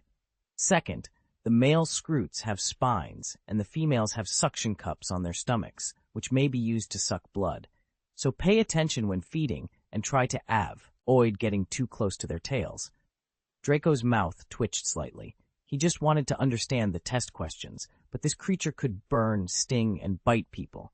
It seemed more suited for a defense against the dark arts class. "Hagrid, you still have a fondness for dangerous creatures," Aaron said with a forced smile. "They're not dangerous now," Hagrid replied solemnly. "They're only a few inches long, and a slap could kill them." "How big can they get?" Hermione asked. "It's not that exaggerated," Hagrid said, waving his hand dismissively. "At most, about 10 feet. 10. Hermione's eyes widened in astonishment. She looked at the densely packed snails in the box, and her scalp tingled. They were only the size of a finger now, but they would grow to be proper monsters. After class, the students from both houses left Hagrid's cabin and returned to Hogwarts Castle. "It's disgusting." "I can't believe I had to feed such revolting creatures," Draco said with disgust as he washed his hands in the bathroom. "I hope there's some reward, or I'll have nightmares." "Will it pay off?" Crabbe asked skeptically. "Of course, you idiot. These snails are for a big project, which means you'll see them at the Triwizard Tournament," Draco explained. "Really?" Goyle asked. "Almost certainly. Hagrid has a simple mind and well-developed limbs, so he doesn't know what to keep secret," Draco said confidently. "But we might be the only ones who notice this, so keep it to yourselves." Crabbe and Goyle exchanged glances and nodded solemnly. "We promise not to say anything." You don't really intend to participate in the Triwizard Tournament, do you? Aaron asked playfully. At first, I didn't want to, but the Ministry of Magic guarantees our safety, and there's no limit to the number of participants. This is an opportunity I can't miss, Draco said proudly. I don't expect to win, though. I have to admit, I'm not a match for the senior wizards, but Harry Potter, Granger, and Weasley will be there, and I don't want them to steal the spotlight. Aaron smiled and shook his head. Good luck. Wait, why aren't you participating? Draco asked, puzzled. With your strength, you could compete with the senior wizards. It's not that I'm not interested, but I don't think it's necessary, Aaron said bluntly. Besides, we only have the right to sign up. We don't know if we'll be chosen. Draco scratched his head. Forget it. There's still a month before the Triwizard Tournament. You can think about it. Aaron shrugged. He had no intention of participating. He preferred to stay away from showy displays. After lunch, it was time for Professor Trelawney's divination class. The crystal ball was last semester's focus. This time, she would teach something new. Dear students, it's time to study the stars. The movements of the planets and the mysterious signs they manifest can only be understood by those who know the rules of the celestial dance. The fate of mankind can be deciphered by the radiant lights of the planets, which blend with each other. Professor Trelawney began. Aaron listened attentively. Although he couldn't understand her ramblings, he knew they weren't entirely worthless. Observing the night sky might seem simple, but if he could include the movement of constellations and seasonal changes, he would have more confidence in fooling people in the future. Professor Trelawney handed out complex circular charts for everyone to fill in the positions of the planets at their birth. This task made everyone look disheartened, as it required a lot of time calculating the angles of the planets. I have 2 Neptunes here, Harry said with a pained expression. But it doesn't seem right. Professor Trelawney said I was born under the ill influence of Saturn, and that star ruled. Don't listen to that old bat's nonsense. She even got your birthday wrong, Ron said impatiently. There is only one Neptune, Aaron remarked, putting down his quill. If your birth could actually create a star in the universe, Merlin might stray wry when he sees you. Pfft. Ron suppressed a laugh and patted Harry's shoulder. The appearance of 2 Neptunes in the sky means a villain with glasses is about to be born. Ha ha! A few seconds after Ron's laughter, a thin face appeared in front of him, causing him to fall off his chair in shock. Mr. Weasley. Professor Trelawney blinked. I believe I heard you say that a villain with glasses was born just now. You don't mean me, do you? Nothing, Professor. Is your chart finished? Not yet, Professor, Ron admitted guiltily, his chart still devoid of any planets. Mr. Weasley, Professor Trelawney looked at him with a mix of disappointment and frustration. You have potential, but why don't you apply yourself? It depends on who teaches, Ron thought to himself, uninterested in divination. Learn from your deskmates, Professor Trelawney suggested, picking up Aaron's chart and placing it in front of Ron. The positions of the 8 planets were meticulously arranged. Mr. Gaius, could you explain how you completed this so quickly? Well, I have this chart on my family tree. It not only includes the 8 planets, but also the sun, moon, and tides, all recorded in detail. Trelawney.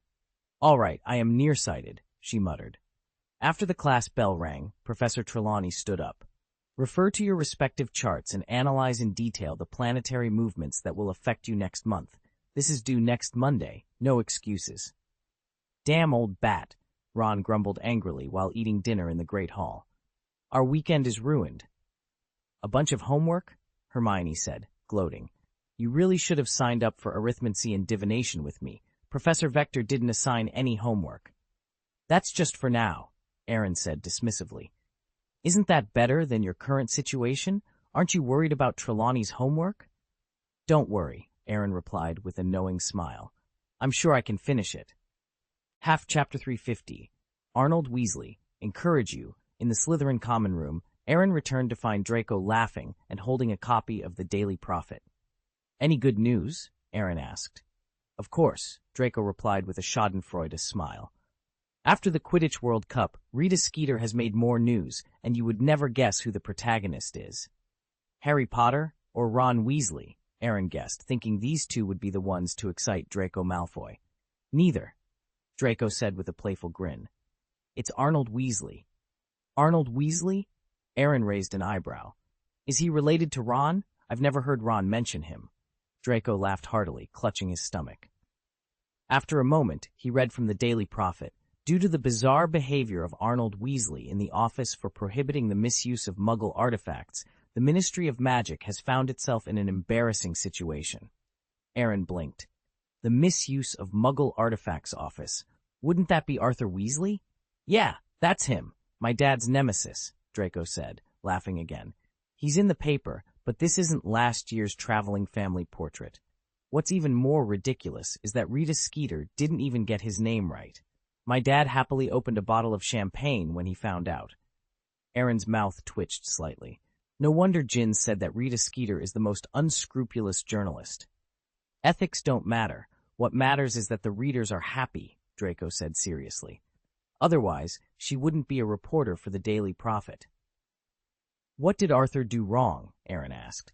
The paper said that our Defense Against the Dark Arts professor, Alastor Moody, set off a false alarm at home and got into an argument with some Muggle policeman. Weasley altered the policeman's memories to help him get away. That sounds reasonable, Aaron commented. There's nothing wrong with it, but Arnold Weasley, it's so amusing, Draco said triumphantly. I'll definitely show this newspaper to Ron Weasley tomorrow. I'll give you a piece of advice. You can give him the newspaper, but don't say anything unnecessary, Aaron warned. Draco seemed less enthusiastic. I'm just making fun of him. It should be fine. Arthur Weasley helped Alastor Moody out of a tight spot, but you're laughing at his son because of it, Aaron said playfully. It's like rubbing his face in the dirt. Or do you want to test the temper of our Defense Against the Dark Arts professor? Draco turned pale and took a moment to recover. He had almost forgotten that there was a mad auror behind Weasley. If Moody stood up for him, Draco would be in serious trouble.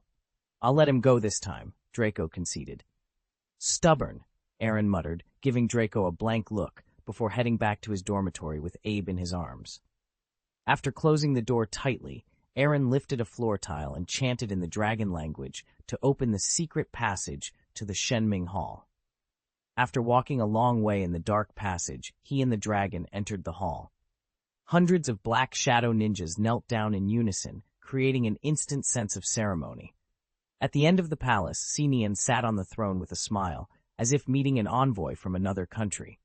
Gift crab, Aaron muttered, patting his forehead in exasperation. This is the first time I feel like I owe someone a beating. I should take back my missing body. No, I was just joking, Miss C said, smiling as she descended from the throne. I've been alone in the secret room for 2 months, and I have to sneak around every time I go out. Please be considerate. Fine, Aaron said, exasperated. I want to switch places with you. You don't know how miserable I've been this holiday. The main body and the thought body exchanged memories, and the two looked at each other and sighed simultaneously. Life is bitter, Sinian said. Aaron sighed. It's not without reason that so many of our ancestors chose to stay in other worlds. Don't overthink it. Even if you want to escape, you need resources, Aaron said. Paul linged 2 bottles of white wine from Ab's pocket. He handed one to Cece and took a swig from the other. Even with resources, it's not easy. There are too many complications in this world. So, from the beginning, there's only been one path for us. Follow the rules. It might be tough, but it's the right way. Speaking of which, you still need to become stronger. The missing body took a sip of wine, then raised its right hand. 3 gorgeous magic circles, red, purple, and blue, appeared and aligned simultaneously. It's still difficult to instantly cast the ultimate magic circle. It might take a significant increase in overall strength to see real progress. However, I can already manage advanced magic circles, and triple stacking is not a problem. Additionally, I've studied Professor Snape's notes quite early. Aaron nodded. After receiving the memory of the missing body, he could achieve the same effect. I've also learned some special uses of elemental magic. Although I'm not yet completely proficient, I'm already quite skilled in basic sealing magic. Ancestor Wayhet taught me a special defensive magic, which I should be able to fully master this semester. Where's the gun? The missing body asked meaningfully. Aren't you going to show it to me? Aaron's mouth curved into a slight smile. He took out the flintlock pistol and placed it on the storage rack. If you want to try it, you'd better be careful. This is a weapon that can injure dragons. Don't worry, I know my limits. You should have some confidence in yourself, the missing body replied. Aaron shrugged, not denying it, and then said, There are 2 things I need you to take care of. I knew you didn't come here just to see me. The missing body smiled indifferently. The life of an avatar is without joy. At least you were still lying flat when I suffered. Aaron retorted angrily, giving Abby a wink. Shenglong immediately took out a few books from his pocket and spread them on a table. These books cover maintaining firearms, enchanting magic circles, and making muggle bullets. Once you understand these thoroughly, you can repair your weapons easily if they break down. Understood. I'll learn when I have time, the missing body said. Is there anything else? Aaron smiled kindly without any embarrassment. There's also the homework assigned by Professor Trelawney, which must be handed in by next Monday. The missing body sighed. Or you could just take me back. After leaving the Shenming Temple, Aaron felt a sense of relief, as if a weight had been lifted. The best psychological support comes from within. Comforting and encouraging oneself is genuine, with no deception involved. The popularity of the Triwizard Tournament continued to grow, but gradually, everyone's attention shifted to the Defense Against the Dark Arts class. Every wizard who took the class praised Moody, but kept the details secret, piquing others' interest in the legendary Auror.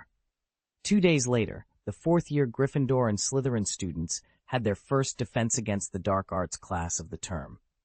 The atmosphere in the classroom was extraordinarily quiet.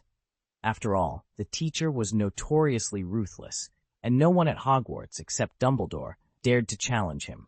The sound of limping footsteps echoed from the corridor.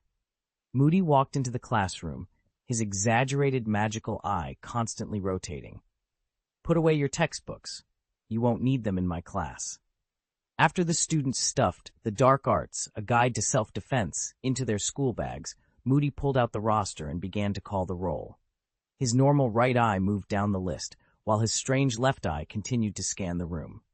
Alastair Moody's magical eye scanned every student who called out their name. After confirming that no one was absent, he turned to the blackboard and wrote his name in bold letters, Alastair Moody. I was an Auror, he began, his voice gruff but commanding. Dumbledore invited me to teach here for a year, just 1 year, and then I returned to a peaceful retirement. Before coming here, I received a letter from Professor Lupin.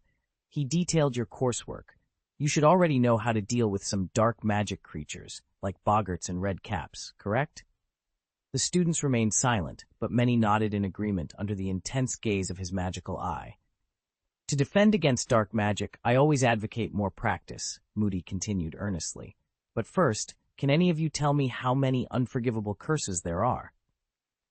Sir, there are 3 in total, Hermione answered nervously. And why are they called that? Moody pressed. Because they are unforgivable. Using any one of them will. They will send you directly to Azkaban, Moody interrupted, then looked meaningfully at Aaron. Professor Lupin sent me a letter saying I should keep an eye on a certain Slytherin. This wizard is quite peculiar and used an unforgivable curse in his 3rd year. Aaron felt like he was sitting on pins and needles. He swallowed hard, knowing without a doubt that everyone's eyes were now on him. Damn it, Lupin, Aaron cursed inwardly. He had thought he respected the werewolf professor, but he never expected Lupin to betray him like this. Mr. Gaius, do you know who this person is? Moody asked, his tone sharp. I don't know, but it certainly isn't me, Aaron replied righteously. As long as he didn't admit it, they couldn't do anything to him. What? Lupin wrote to you? That was blatant slander. He had no proof, and werewolves generally had low credibility. Humph. Moody snorted softly, then addressed the class. The ministry says you are too young to know these spells, but I disagree. You must know your opponent and be fully prepared. Chapter 351, The Unforgivable Curse. Lupin and Snape will be very relieved. Then let's look at that spell first. Moody's mouth curled into a smile, and both his eyes, one large and one small, focused on Ron simultaneously. Weasley, tell me one. Ron stood up in a panic and cautiously said, My father mentioned the Imperious Curse. Yes, of course, your father knows. The spell caused the Ministry a lot of trouble a few years ago, Moody acknowledged. He then went to a glass bottle and grabbed a spider from it. Hello, sweet little beauty. Moody spread out his palm and used the expansion charm to enlarge the spider so that every student could see it clearly. He then cast the Imperious Curse on it. Imperio. Under Moody's control, the spider jumped onto the students' arms, heads, and faces, but it didn't harm anyone. It seemed like a harmless prank, which made many students laugh. Isn't it impressive? Moody laughed, but his expression quickly darkened. What will it do next? Jump out of a window? Or drown? As he spoke, the spider jumped onto the window and then towards a bucket of water, oblivious to the danger. The laughter in the classroom vanished almost instantly. The spell could control people completely, and if someone cast it on them, they could die without even realizing it. Many wizards and witches claim they obeyed the Dark Lord because they were under the Imperious Curse. But how do you know who is lying? Moody questioned. Professor, Aaron raised his hand and asked, is there a way to resist the Imperious Curse? Yes, of course, Moody replied, taking the spider back and walking towards Aaron with a smile. As long as your will is strong enough, you can resist it. How about it? Want to try? Aaron frowned slightly, feeling that Moody was deliberately targeting him. He was somewhat confident in resisting the Imperious Curse because he had a group of immortal ancestors and had fortified his mind, will, and even soul. Imperio! Moody suddenly swung his wand, and Aaron instinctively tried to evade. But before he could move, a white shadow quickly blocked in front of him. Abe! Aaron looked at Abe, who had fallen on the desk, and anger flared in his eyes. The Holy Dragon's magic resistance was much stronger than that of ordinary dragons, and the Imperious Curse had almost no effect on it, only causing brief confusion. But whether it worked or not was beside the point. Abe had been with him since hatching, and seeing him bullied was unbearable. Professor Moody, Aaron said through gritted teeth, you've gone too far. Aaron, don't be impulsive, Hermione hurriedly reminded him. She knew how important Abe was to Aaron and feared he might fight the professor in a fit of anger. Alastair Moody, a former Auror, was formidable in combat, and even Snape avoided him. Fighting him would likely result in a loss, with severe consequences. Draco tugged on Aaron's arm, and Harry and Ron shook their heads at him. Aaron took a deep breath, suppressed his anger, and then smiled at Moody. Professor, you just wanted to test the Imperious Curse on me, right? Yes, if you want to resist the Imperious Curse, you'd better try it yourself, Moody said without hesitation. It's not just you. Everyone here needs to experience it. Then, please continue, Aaron said. Moody's magical eye turned a few times, and the arrogance on his face subsided a bit. Imperio. In an instant, Aaron felt weightless, as if he were floating. But the next moment, his hidden mind techniques activated, and he perfectly resisted the Imperious Curse. Moody's eyes widened in astonishment, and before he could react, as Aaron tried to react, he saw a flash of purple in Moody's pupils, and he let go of his hand involuntarily. Mother? Moody murmured with a confused expression. Just as he was about to say something, he was brought back to reality by the sound of a wand falling. You? How did you do it? You are only 14 years old. Your magic power cannot be stronger than mine. Do you have experience in resisting the Imperious Curse? Moody asked, bewildered. Maybe my personality is strong enough. Aaron replied with a contemptuous smile, then picked up the wand from the ground. Professor, your wand. The corner of Moody's mouth twitched. Professor Lupin will be very pleased to have a student like you. He'd better pray that he doesn't see me, or I'll definitely slap him, Aaron said meaningfully. Moody, not everyone can resist the Imperious Curse. The best way is not to be hit by this spell, and to stay vigilant at all times. So now, can anyone tell me about the second unforgivable curse? Many students raised their hands this time, but the most surprising one was Neville, who had never been so proactive, even though his right hand was trembling slightly. You are Longbottom. Stand up. Professor Sprout told me that you have a talent for herbology. Neville nodded and said, There's another spell called the Cruciatus Curse. Correct, come here. Moody placed a spider on the podium, allowing Neville to watch it closely. It's very dangerous, a tormenting spell. He pointed at the enlarged spider with his wand. The Cruciatus Curse? Cruciatus. The spider twitched and uttered a scream of pain, 100 times more piercing than a cat's claws scratching glass. Everyone's expressions became very unnatural, and they couldn't bear to look. Neville, who was closest, had a distorted expression, his face turned pale, and his eyes were full of fear. "Close your earplugs and listen," Aaron chanted a spell, and a buzzing sound appeared in everyone's ears, replacing the spider's scream. Moody stopped using the Cruciatus curse on the spider. After sending Neville back to his seat, he took a deep look at Aaron. "Snape will be very relieved." "Maybe he will," Aaron replied. "Then, Mr. Gaius, tell me about the last unforgivable curse." "The death curse, also known as the killing curse," Aaron said lightly. The moment the words fell, the people around him seemed a little panicked. "Exactly." Moody walked up to Aaron with the spider and put it on the desk. "I dare not experiment with this spell." Avada Kedavra. A burst of green light flashed, and the spider didn't have any scars on its body, but it stopped breathing. Aaron frowned slightly, then turned his face away. It wasn't fear. After all, the death curse wasn't directed at him. But a big spider dying on his desk felt unlucky. The death curse, there is no way to break the spell. There is no way to resist it. As far as anyone knows, only one person has escaped the spell, and he is here. Moody looked at Harry meaningfully, as did the rest of the room. Harry Potter defeating Voldemort was a household name in the wizarding world, but being re-emphasized by the professor felt different immediately. Harry thought of the green light he saw when he was attacked by a Dementor, and had a clearer understanding of his parents' death.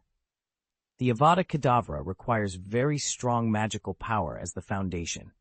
You can all take out your wands, point them at me, and say this spell. "Professor, do you want us to be imprisoned in Azkaban?" Aaron asked with a light smile. Although he separated his mind and body, his magical power far exceeded that of his peers. What if he accidentally sent Moody away? You can forget it," Moody said helplessly. "Others will at most give me a nosebleed, but you might cripple me." Hearing this, the corners of Aaron's mouth twitched. "You are already half disabled, and you have the nerve to say this?" For the rest of the time, Moody gave the students a detailed introduction to the 3 unforgivable curses and asked everyone to take notes. Although the class was a little frightening, it was undeniably informative. The lecture was full of valuable information, and many students felt they had learned a lot.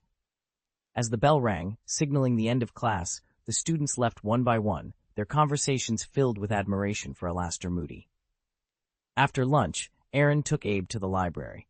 In a secluded corner, he placed Abe on the table and conducted a thorough examination. Finally, he sighed in relief, confirming that there were no lingering effects from the Imperious curse. "Stand still, relax," Aaron instructed, looking into Abe's large, watery eyes. "Don't do that again, understand? I am not so weak that I need you to protect me from curses." A trace of confusion flickered in Abe's clear eyes. "Master, do you want me to just watch?" Aaron chuckled, rubbing Abe's snout. "Loyalty is good, keep it up, but never stand by helplessly. Without my order, if there's a sneak attack, or if I'm unable to defend myself, you can take action." "Understood," Abe replied. Satisfied, Aaron nodded and took out Wei Het's magic notebook from his pocket. He intended to improve his proficiency in ultimate elemental magic and explore other uses of elemental magic. However, after drawing a few diagrams, a shadow fell over the desk. Looking up, he saw Hermione standing there, looking angry, helpless, and nervous. "Who upset you?" Aaron asked. Hermione sat directly across from him and placed a box on the table. When she opened it, it revealed badges of various colors with the letters SPEW printed on them. "Choose one," she demanded. "You have to tell me what this is first," Aaron replied. "Can't you see?" Hermione said, a hint of regret in her voice. "This is the Society for the Promotion of Elfish Welfare, which I just founded." Aaron seemed to understand and asked tentatively, "An illegal assembly?" "No, it's just an ordinary club," Hermione explained, her face flushing. "You probably have house elves in your family, too?" "How many? Why do you ask?" Aaron inquired. "Do they get paid? Do they receive sick leave and allowances or anything like that?" Hermione pressed. Chapter 352, Selling Badges, Inexplicably Entering the Pit. "Neither."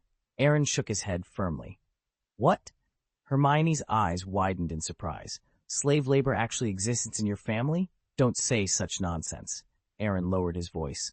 Many wizard families have house elves, and if the word slave labor spreads. Will I offend many people? Hermione asked indifferently. If you think too much, you'll just be treated like an idiot. I don't want to be harsh, but no one cares about that. Not even house elves. You want to fight for their rights, but what if they don't want it themselves? Impossible. No one wants to live a bad life. But house elves are like that, Aaron said, exasperated. Their greatest pursuit is to provide wizards with better services unconditionally. What you want to win for them is an outright insult to them. Of course, I don't deny that there are one or two oddballs in this group who might fight for their own insignificant rights and interests under the scorn and indifference of their peers. Aaron's voice trailed off as he noticed Hermione's angry glare. Look, what I said is true. What you're doing is meaningless. Hermione remained unmoved and pushed a box of badges forward by more than 10 centimeters. Do you want to join the House Elf Rights Promotion Association? It would make me look stupid and cruel, Aaron said, looking embarrassed. I once thought about giving some preferential treatment to my house elves, but when I brought it up, they acted as if I had done something terribly wrong and started to punish themselves. And then? Hermione asked, intrigued. Then I gave up. I can't force them to accept welfare. In fact, the house elves in my family are considered lucky. At least my family and I don't punish them casually. Apart from no salary, we give them the necessary respect, Aaron said, snapping his fingers. Clean and decent clothes, a warm room, and 3 healthy meals a day. We have never treated them badly. In some ways, their treatment is much better than that of the poor. Hearing this, Hermione smiled happily and picked a silver badge from the box. Now I hope you join the Elf Rights Promotion Association. Aaron froze for a moment and then said with an unnatural expression, Wasn't what I just said clear enough? It was very clear, but that's why I want to invite you to join, Hermione said bluntly. I checked specifically, and the elves' slave status can be traced back centuries. Many wizards have abused house elves, but the way the Gaius family treats house elves can be our short-term goal. The long-term goal is to give elves the right to use wands and make them eligible to work in the Department for the Regulation and Control of Fantastic Creatures. Sorry to interrupt, Aaron waved his hand. Give up the word we, don't include me. Hermione couldn't help but stuff the badge into Aaron's hand. 2 sickles, this is the money for the badge. If you are short of money, I can lend you some without interest. You don't need to sell this thing. Where are you going? Hermione rolled her eyes. This is the membership fee, and it's used to print and distribute leaflets. Sorry, I'm busy. Aaron pushed the badge back and politely refused. Hermione hesitated for a moment. You are just the honorary vice president. There is nothing you need to do. Aaron held his forehead in exasperation. I've said so much. Do you not understand, or are you pretending not to understand? You have nothing to lose by joining. Hermione laughed. But it's not good, Aaron said bluntly. Past experience tells me that one more thing is worse than one less. My intuition tells me that this House Elf Rights Promotion Association is meaningless. My twitching right eyelid tells me this is a small trouble, and I don't want to get involved in it. Okay, Hermione sighed slightly. You guessed it, I'm actually here to sell badges. Aaron couldn't help but give her a thumbs up. You can do it, you can do it. Buy it or not. Hermione raised her eyebrows, proudly. Give me the money, Aaron said helplessly. Abe turned his face away in displeasure, rummaging through his pockets with his paws for a while before taking out 2 silver sickles. As the vice president. Huh? Aaron glared at Hermione, giving her another chance to rephrase. Ahem, for the sake of our 3-year friendship, why don't you support me more? Aaron rolled his eyes helplessly, and Abe took out 2 gold galleons and 2 silver sickles from his pocket, putting them together. If it was to buy something with money, he would recognize it, but now it felt like it was in vain. Thank you very much. You will definitely not regret it in the future. Hehe, how many members does this so-called elf rights promotion have? 2, but there will be 4 soon, Hermione said confidently. I plan to let Ron manage the dues as the treasurer and Harry as the secretary, responsible for the records. The corner of Aaron's mouth twitched, feeling that he had jumped into a deep pit in a daze. Just as he was about to say something, Hermione quickly left the library with a few books in her arms, leaving only a silver badge on the table. It seems that it may not be so easy to climb out of this pit, Aaron sighed and put away the silver SBW badge. Abe squatted in front of Aaron. It could feel his master's helpless mood and wanted to comfort him, but didn't know what to say. "It's okay, honorary vice president. It'll be fine. It should be." Inexplicably, he had joined a club with no prospects, and Aaron was not in the mood to practice the magic circle. He returned to the Slytherin common room with Abe in his arms. In the hall of Shenming, the thought body was testing the performance of the flintlock pistol. The target was a boulder created with earth elemental magic, specially carved with a high-level defensive magic circle.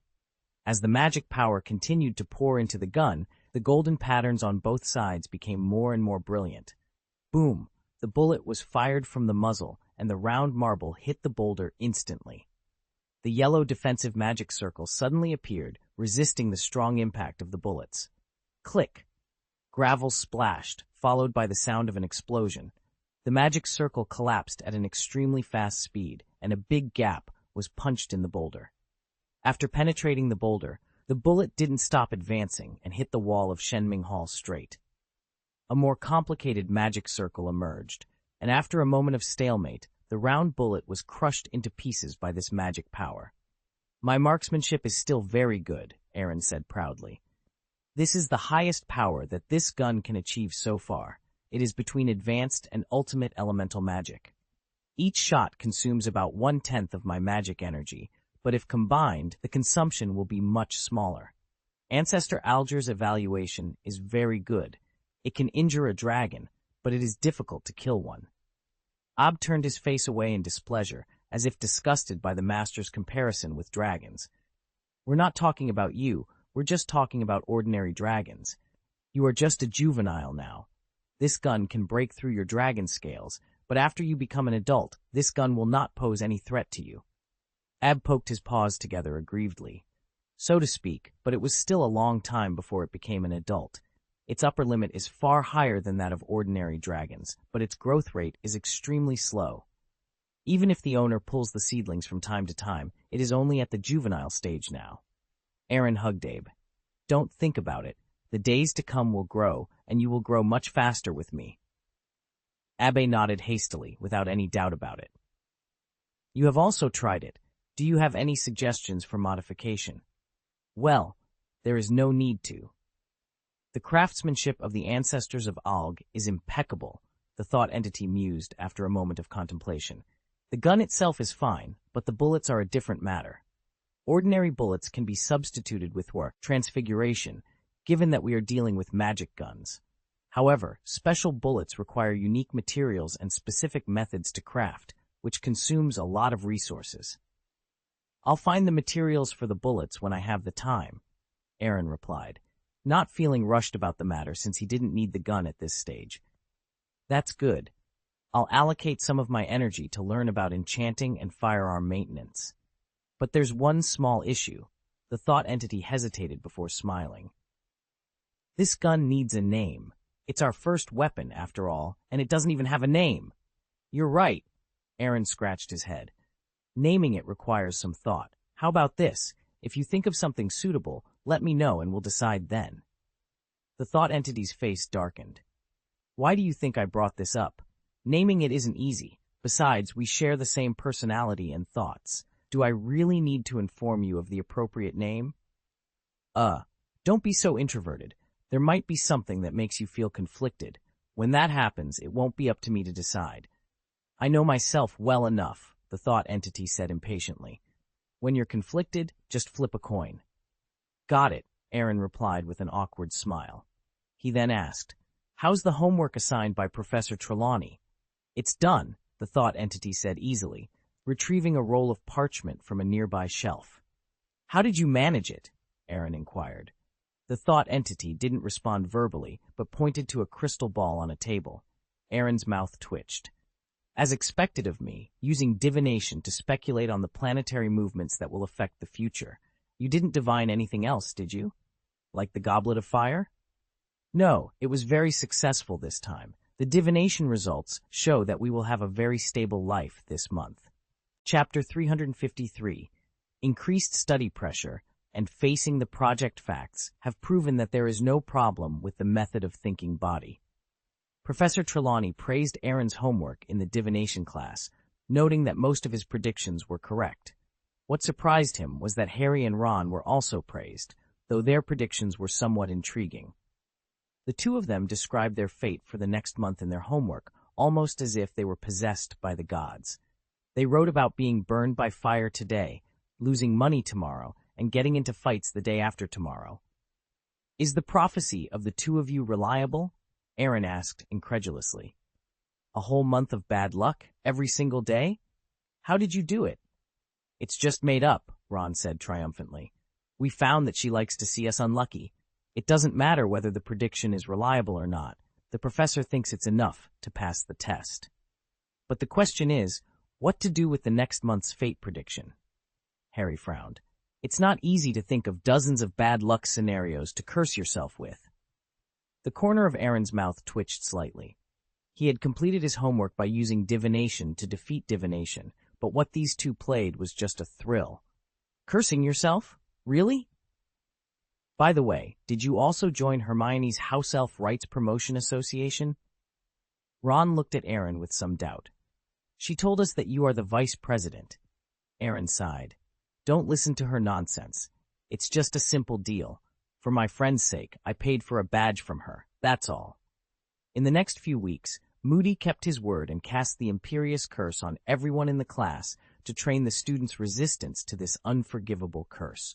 As for whether he would be reported or not, he had no worries. Dumbledore had endorsed him, and the Ministry of Magic would not send someone to arrest him for this kind of thing. Because wizards have to take the OWLs, ordinary wizarding level exams, in the 5th grade, and the Triwizard Tournament would also occupy the students' study time, every professor tacitly increased the study pressure on the 4th-year students. Professor McGonagall and Professor Binns assigned more homework, Professor Snape forced students to study potions, and Professor Flitwick required them to read 3 more magic books this semester. Even Hagrid was no exception. Students had to visit his hut every other day to observe the snails and record their daily behavior. The pressure didn't ease until a few days before Halloween, when a notice was posted in the foyer, Triwizard Tournament. Representatives from Beauxbatons and Durmstrang will arrive at 6 p.m. on October 30th. The afternoon session will end half an hour earlier. At that time, please send your school bags and textbooks back to the dormitory, meet our guests in front of the castle, and then attend the welcome banquet. "Less than a week left," Aaron said, touching his chin. He looked at Draco and asked, "Are you still sure you want to sign up? We don't have much advantage in the 4th grade." "Of course," Draco replied confidently, not forgetting to give Harry, Ron, and Hermione a provocative look. "I will definitely sign up, but I don't know if some people have the courage." "Humph, we will also sign up," Ron said carelessly. "Forget it, I won't stop you." Aaron sighed a little speechlessly. "Fortunately, this is just the right to sign up, so you can do it yourself." "You don't want to sign up?" Hermione asked in surprise. "This is eternal glory." "I'm not interested in glory." Aaron waved his hands and returned to the common room with Abe in his arms. With the appearance of this notice, the Triwizard Tournament became the biggest talking point among the students in the next few days. Who will be the Hogwarts champion? What are the events in the Triwizard Tournament? How are the students of Beauxbatons and Durmstrang different from them?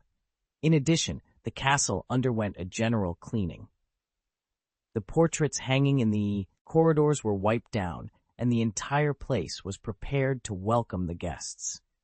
The armor and statues were polished to a gleaming finish. Filch repeatedly reminded the students to pay attention to their appearance, and the other teachers seemed equally anxious.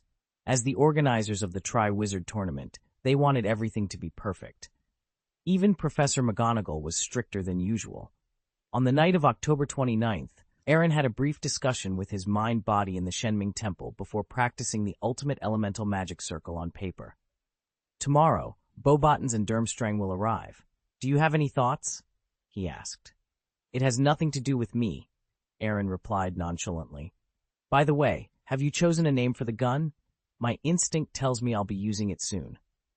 The mind-body smiled awkwardly. I've thought about it for a long time, and I think the most suitable name is Bianhua.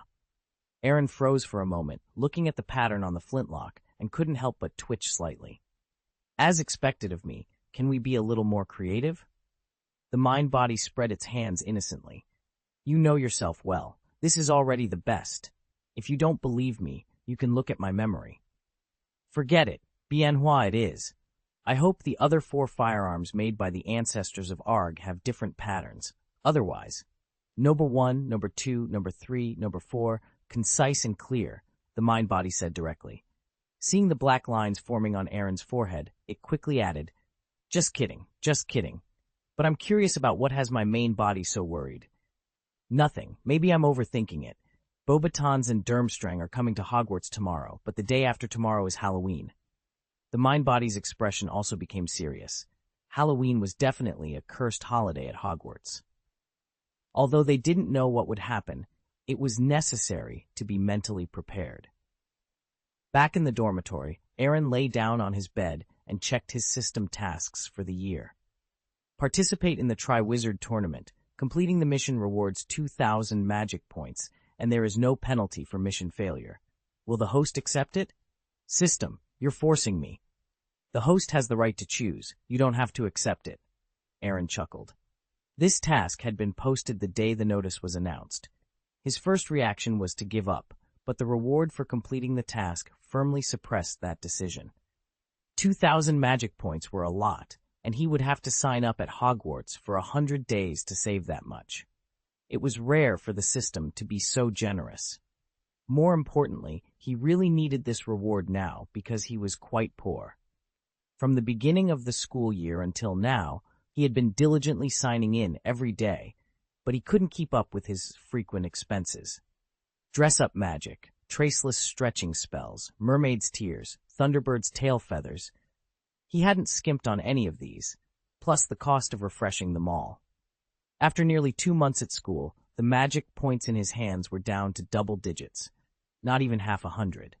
His current situation was beyond embarrassing. It turns out that money is never enough. I'll think about it, Aaron said helplessly. Is there no other task? After all, you've upgraded the system. Do you have to be so stingy? This depends on the actual situation, the system explained solemnly. This system also has professional ethics. Tasks that are not up to standard are not worthy of appearing on the task panel. Nima, it's true, and I don't accept any rebuttals. The next day, the last potions class ended half an hour early. After the bell rang, the Gryffindors and Slytherins in the classroom returned to their common rooms to change into clean and tidy clothes to meet the incoming guests. Gaius, Snape reminded helplessly, did you forget what was written in that notice? Put your school bag and textbooks back in the dormitory, change your clothes, and gather in front of the castle. Snap, Aaron snapped. His fingers. With a flick of his fingers, the wizard's robe on his body changed automatically. This is dress-up magic, not transfiguration. This luggage is real, Snape explained, a slight twitch at the corner of his mouth. What about the school bag and textbooks? Abe jumped directly onto the table, stuffing the 2 items into his pocket in front of Snape. Go line up, Snape ordered. Okay, Aaron responded, following Snape out of the potions classroom and into the hallway where the other Slytherins were gathering. Once everyone had arrived, the deans of the college began organizing the students into lines, checking to ensure everyone's attire was appropriate. After all, they were about to present themselves in front of 2 other magical schools, and it would be a disgrace if someone stood out inappropriately. It would reflect poorly on all of Hogwarts.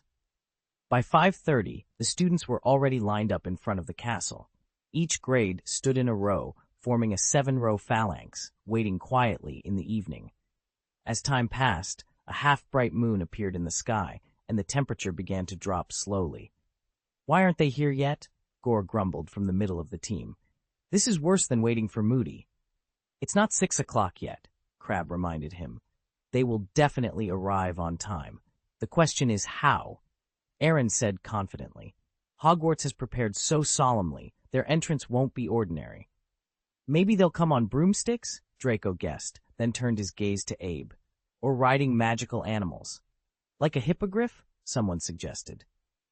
Don't mention those beasts to me, Draco said gloomily, feeling a dull ache in his arm at the thought of the hippogriff. At that moment, Dumbledore, who was standing in the back row, suddenly shouted, "If I'm not mistaken, Beauxbaton's representative has already arrived." "Where is it?" many students asked eagerly. "There," someone pointed excitedly at the top of the Forbidden Forest. A huge shape was flying towards Hogwarts Castle in the night.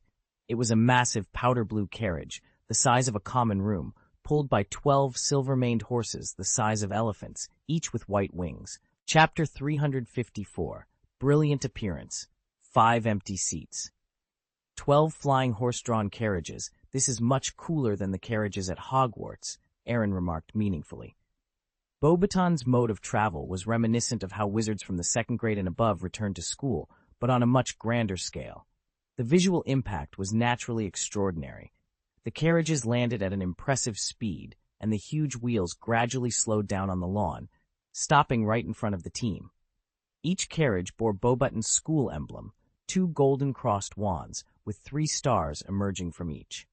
The door opened, and a boy in a light blue robe jumped out, then unfolded a golden spiral staircase. A huge black high-heeled shoe protruded from the carriage, followed by a strikingly handsome giantess. "My dear," Aaron couldn't help but swallow. He had thought that Hagrid was already impressive among the giants, being a professor of the care of magical creatures, but he hadn't expected that there were giants who could rise to the position of headmaster of a magic school. It was simply unimaginable. "She's Maxime?" Draco looked at the glamorously dressed giantess with an unnatural expression. "No wonder my parents never considered sending me to Beauxbaton's. Dumbledore is hard enough to handle." "I wouldn't say that. She should be considered a celebrity among the giants, and being able to become the headmaster as a giant, her management ability is probably no worse than Dumbledore's," Aaron replied. As soon as he finished speaking, Dumbledore began to applaud, and hundreds of teachers and students joined in to welcome the visitors. A smile appeared on Maxime's face as she extended a gleaming hand to Dumbledore. After a simple hand kiss, Dumbledore smiled and said, "Dear Miss Maxime, welcome to Hogwarts." "Dumbledore, I hope you are well. Also, these are my students," Maxime said, waving her hand back. A dozen witches and wizards got off the carriage and followed behind her. Most of these students were over 17 years old, likely candidates for the Triwizard Tournament. "Is Karkaroff here?" Maxime inquired. "He should be here soon. Would you like to wait for him here, or go inside to warm up?" Dumbledore asked, noticing that Beauxbaton's students were wearing thinner clothes, which might not withstand the chilly weather.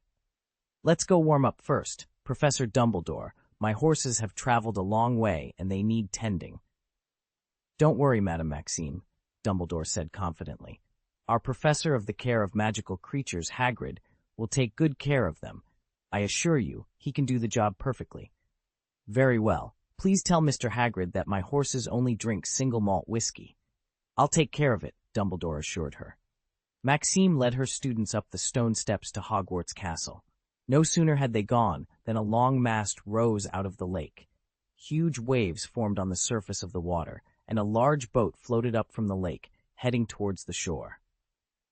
"Beautiful," Aaron applauded. "It's flying in the sky, and there are people swimming in the water. In comparison, the welcome ceremony at the ground station at Hogwarts is somewhat lacking. We are no different from Muggles." "I can see that Professor McGonagall's face is not very good-looking," Draco observed. He was still very curious about the magic school that he had almost attended and stood on tiptoe to watch the ship approaching. Boom! A wooden plank hit the shore, and a leading middle-aged man in a white leather jacket walked quickly, followed by a dozen senior students in fur cloaks. There were exclamations in the welcome line at Hogwarts, for among the dozen or so Durmstrang students was a star figure, Victor Krum. He had shone in the Quidditch World Cup, and many people still remembered him vividly. "Albus," the middle-aged man greeted Dumbledore with a familiar hug. "Old man, are you all right?" "Excellent, Professor Karkaroff," Dumbledore replied. After a brief courtesy, he led them up the steps, with the Hogwarts students following, G behind them. "I can't believe it," Draco murmured. Crumb is a member of the Quidditch national team. I didn't expect him to be a student like us. Crumb, Harry, it's Victor Crumb, Ron's voice interrupted. The two turned to see Ron holding Harry's arm, trembling with excitement. It's a shame for pure blood, Weasley, Draco said disdainfully. Crumb is a star, but you can't be so exaggerated. You know nothing. He's the best seeker in the world, Ron retorted. So, do you need an autograph? Aaron quipped. Of course I do, Ron replied, but his face fell.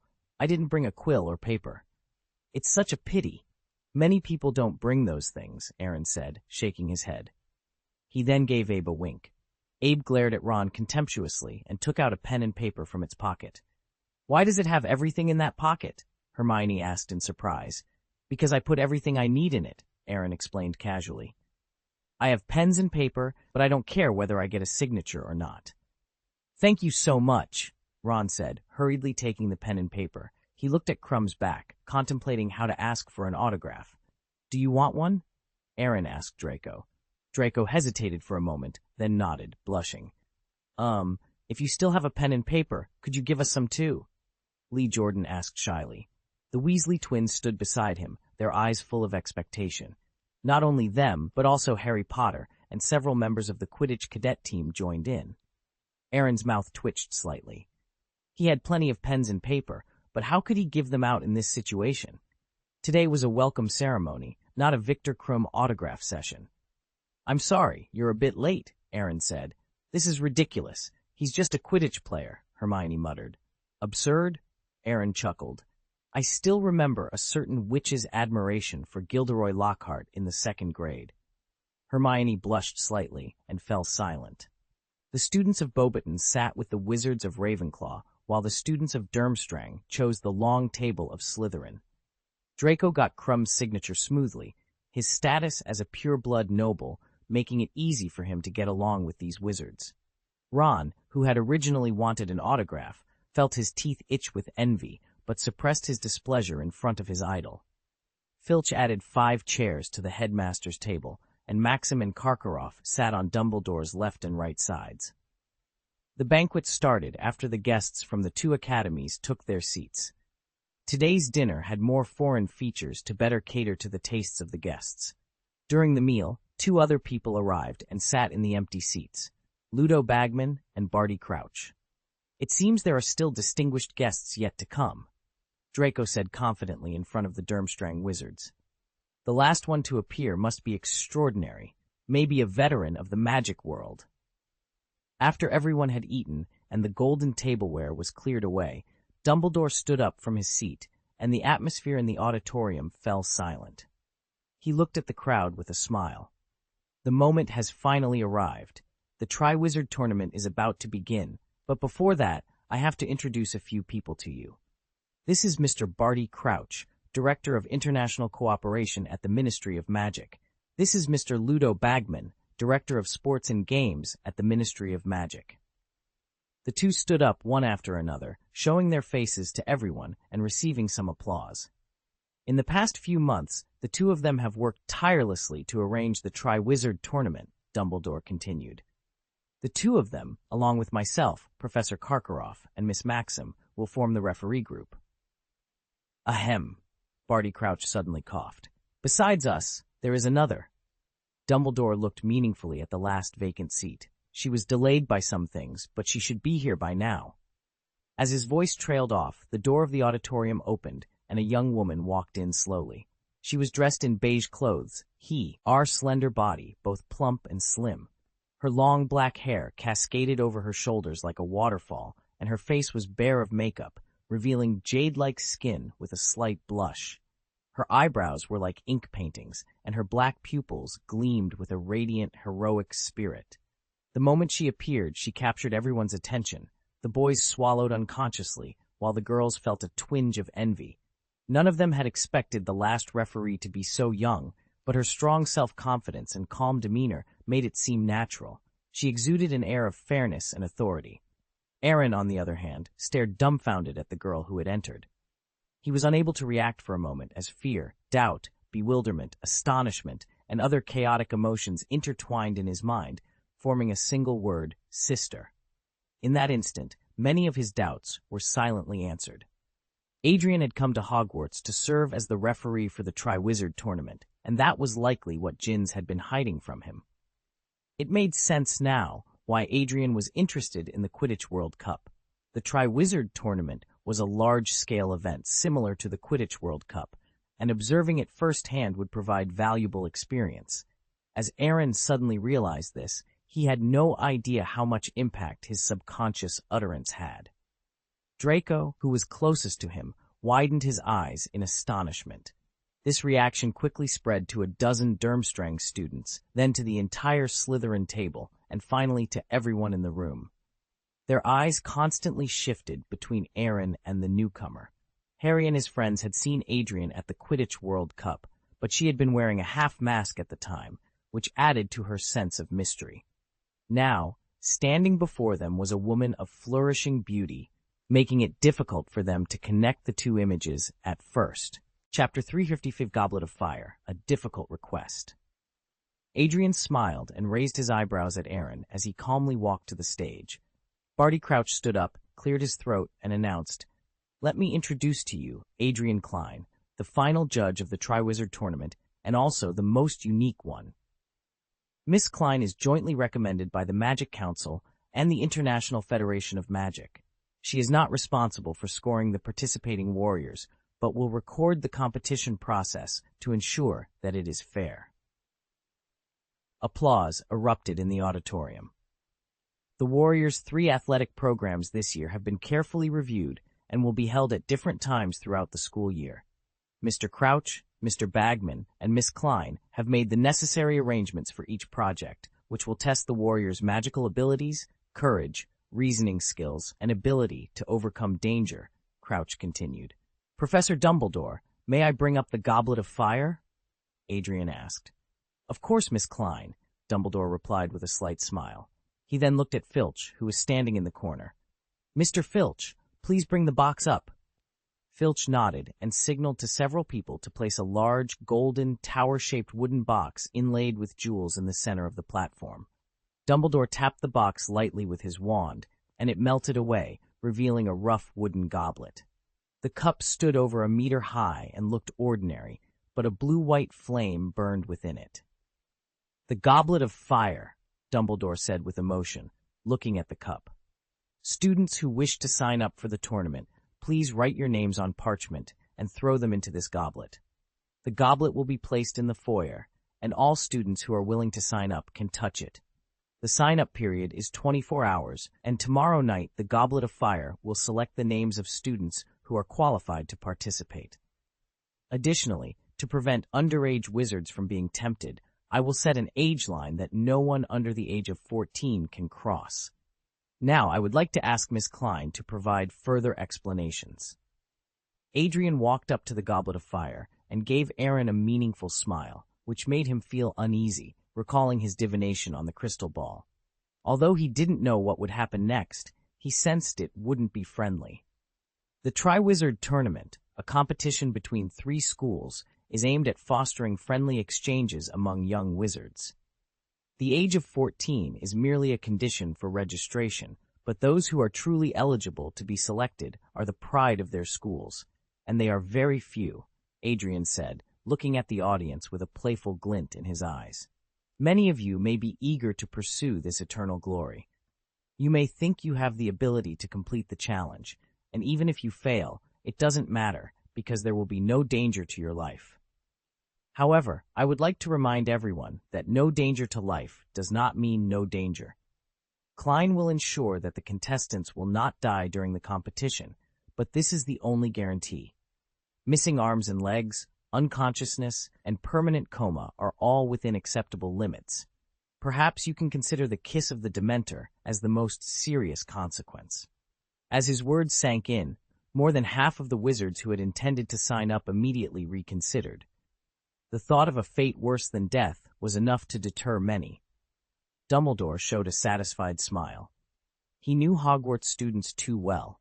They might not take his warnings as the headmaster seriously, but a few words from Adrian Klein were enough to make many reconsider. Indeed, this was the case. Harry, Ron, and Hermione exchanged glances, each seeing a trace of fear in the other's eyes. Draco's face turned slightly pale, and he hesitated in his determination to sign up. However, some students who had originally planned to sign up remained resolute. A few words could not shake their confidence.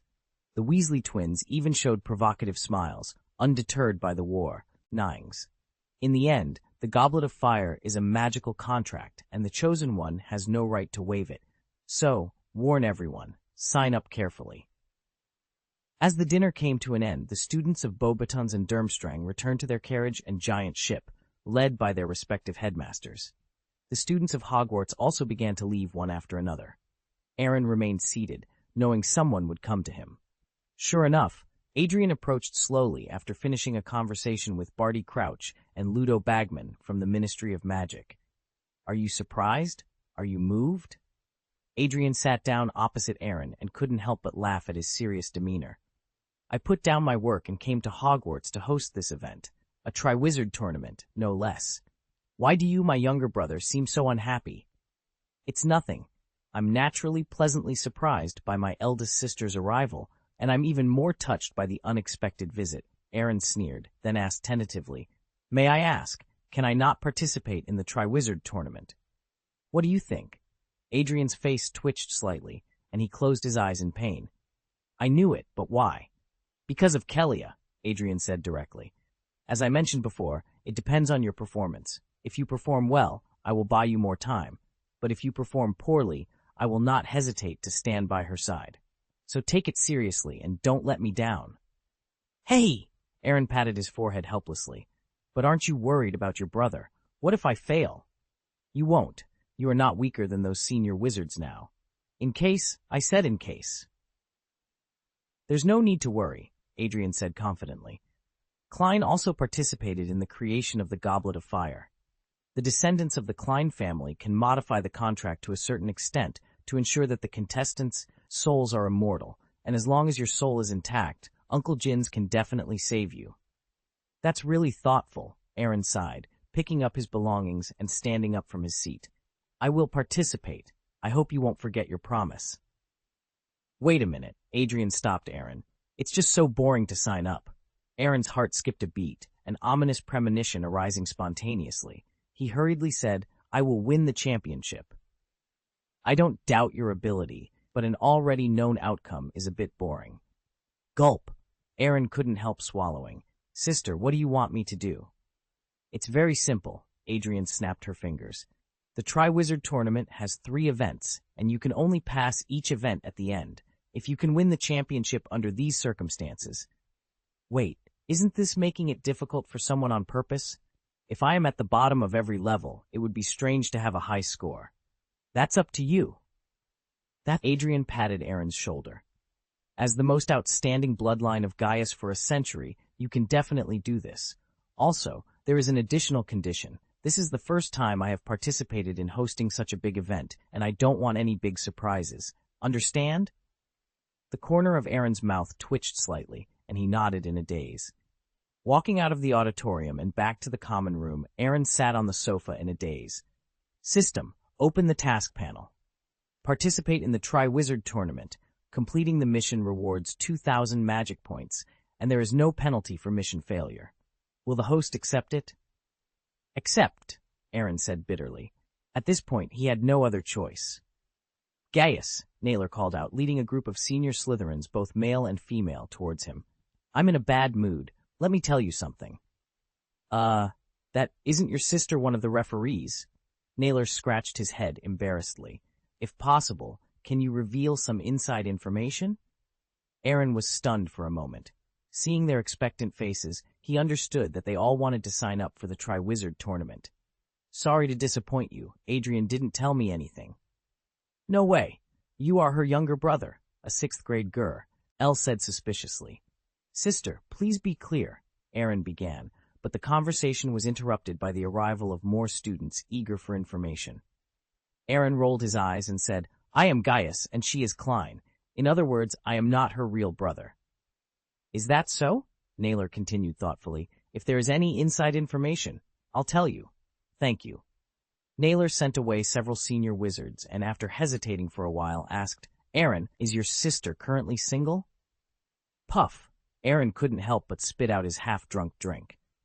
Are you interested in her? Naylor blushed and nodded. It's not just me. Many people are interested in her. But she has such a commanding presence, almost like a queen. We don't have the courage to approach her directly. Understood, I understand. Aaron nodded solemnly, then looked at him with slightly sympathetic eyes. For the sake of taking care of us all these years, Prefect, I will give you a piece of advice. Just give up. Give me a reason, Naylor said, unconvinced. Aaron looked at his face and hesitated for a moment. I don't want to hurt you, but with all due respect, your appearance doesn't meet her aesthetics at all. Hearing this, Naylor felt as if his heart had been severely stabbed. He had a clear understanding of himself. Although he wasn't bad-looking, he certainly wasn't exceptionally handsome either. Adrian doesn't look so superficial. Fuff, that's true. For my sister, appearance is just a bonus. The most important thing is strength. You still can't, Aaron said bluntly. You can't beat her. Naylor, you have no confidence in me?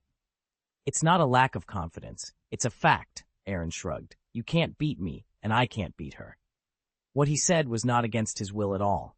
Without reclaiming his missing body, Aaron would have to use all his trump cards to fight her, and even then, it would only result in mutual destruction.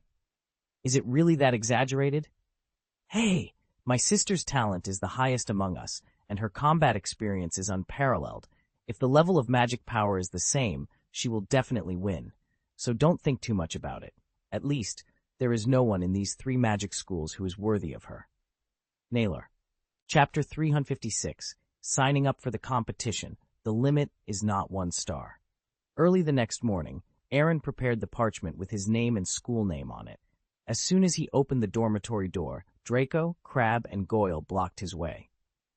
I knew you would definitely attend, Draco said proudly. Hey! Aaron shook his head with a wry smile. There are 9 out of 10 unsatisfactory things in life, and what I encountered last night was the remaining 1 or 2, especially unsatisfactory. Come on, the referee is your sister. Although Adrian doesn't participate in scoring, he can give you some inside information. This kind of game advantage is very important, Draco insisted. The smile on Aaron's face became more and more bitter. If you knew my sister, you would know that what she despises the most is this kind of low-level trick. She doesn't care about other people, but she won't provide me with any beneficial information. Impossible. Draco frowned slightly in disbelief. Aaron patted him on the shoulder without saying a word and led Abe towards the hall. Maybe because today was the registration day, many people got up very early, even on a Saturday. When Aaron arrived, there were already 30 to 40 people in the hall. They were discussing something around the Goblet of Fire, but few of them crossed the age line. Anyone sign up? Aaron asked the 3 Harrys who had arrived earlier than him.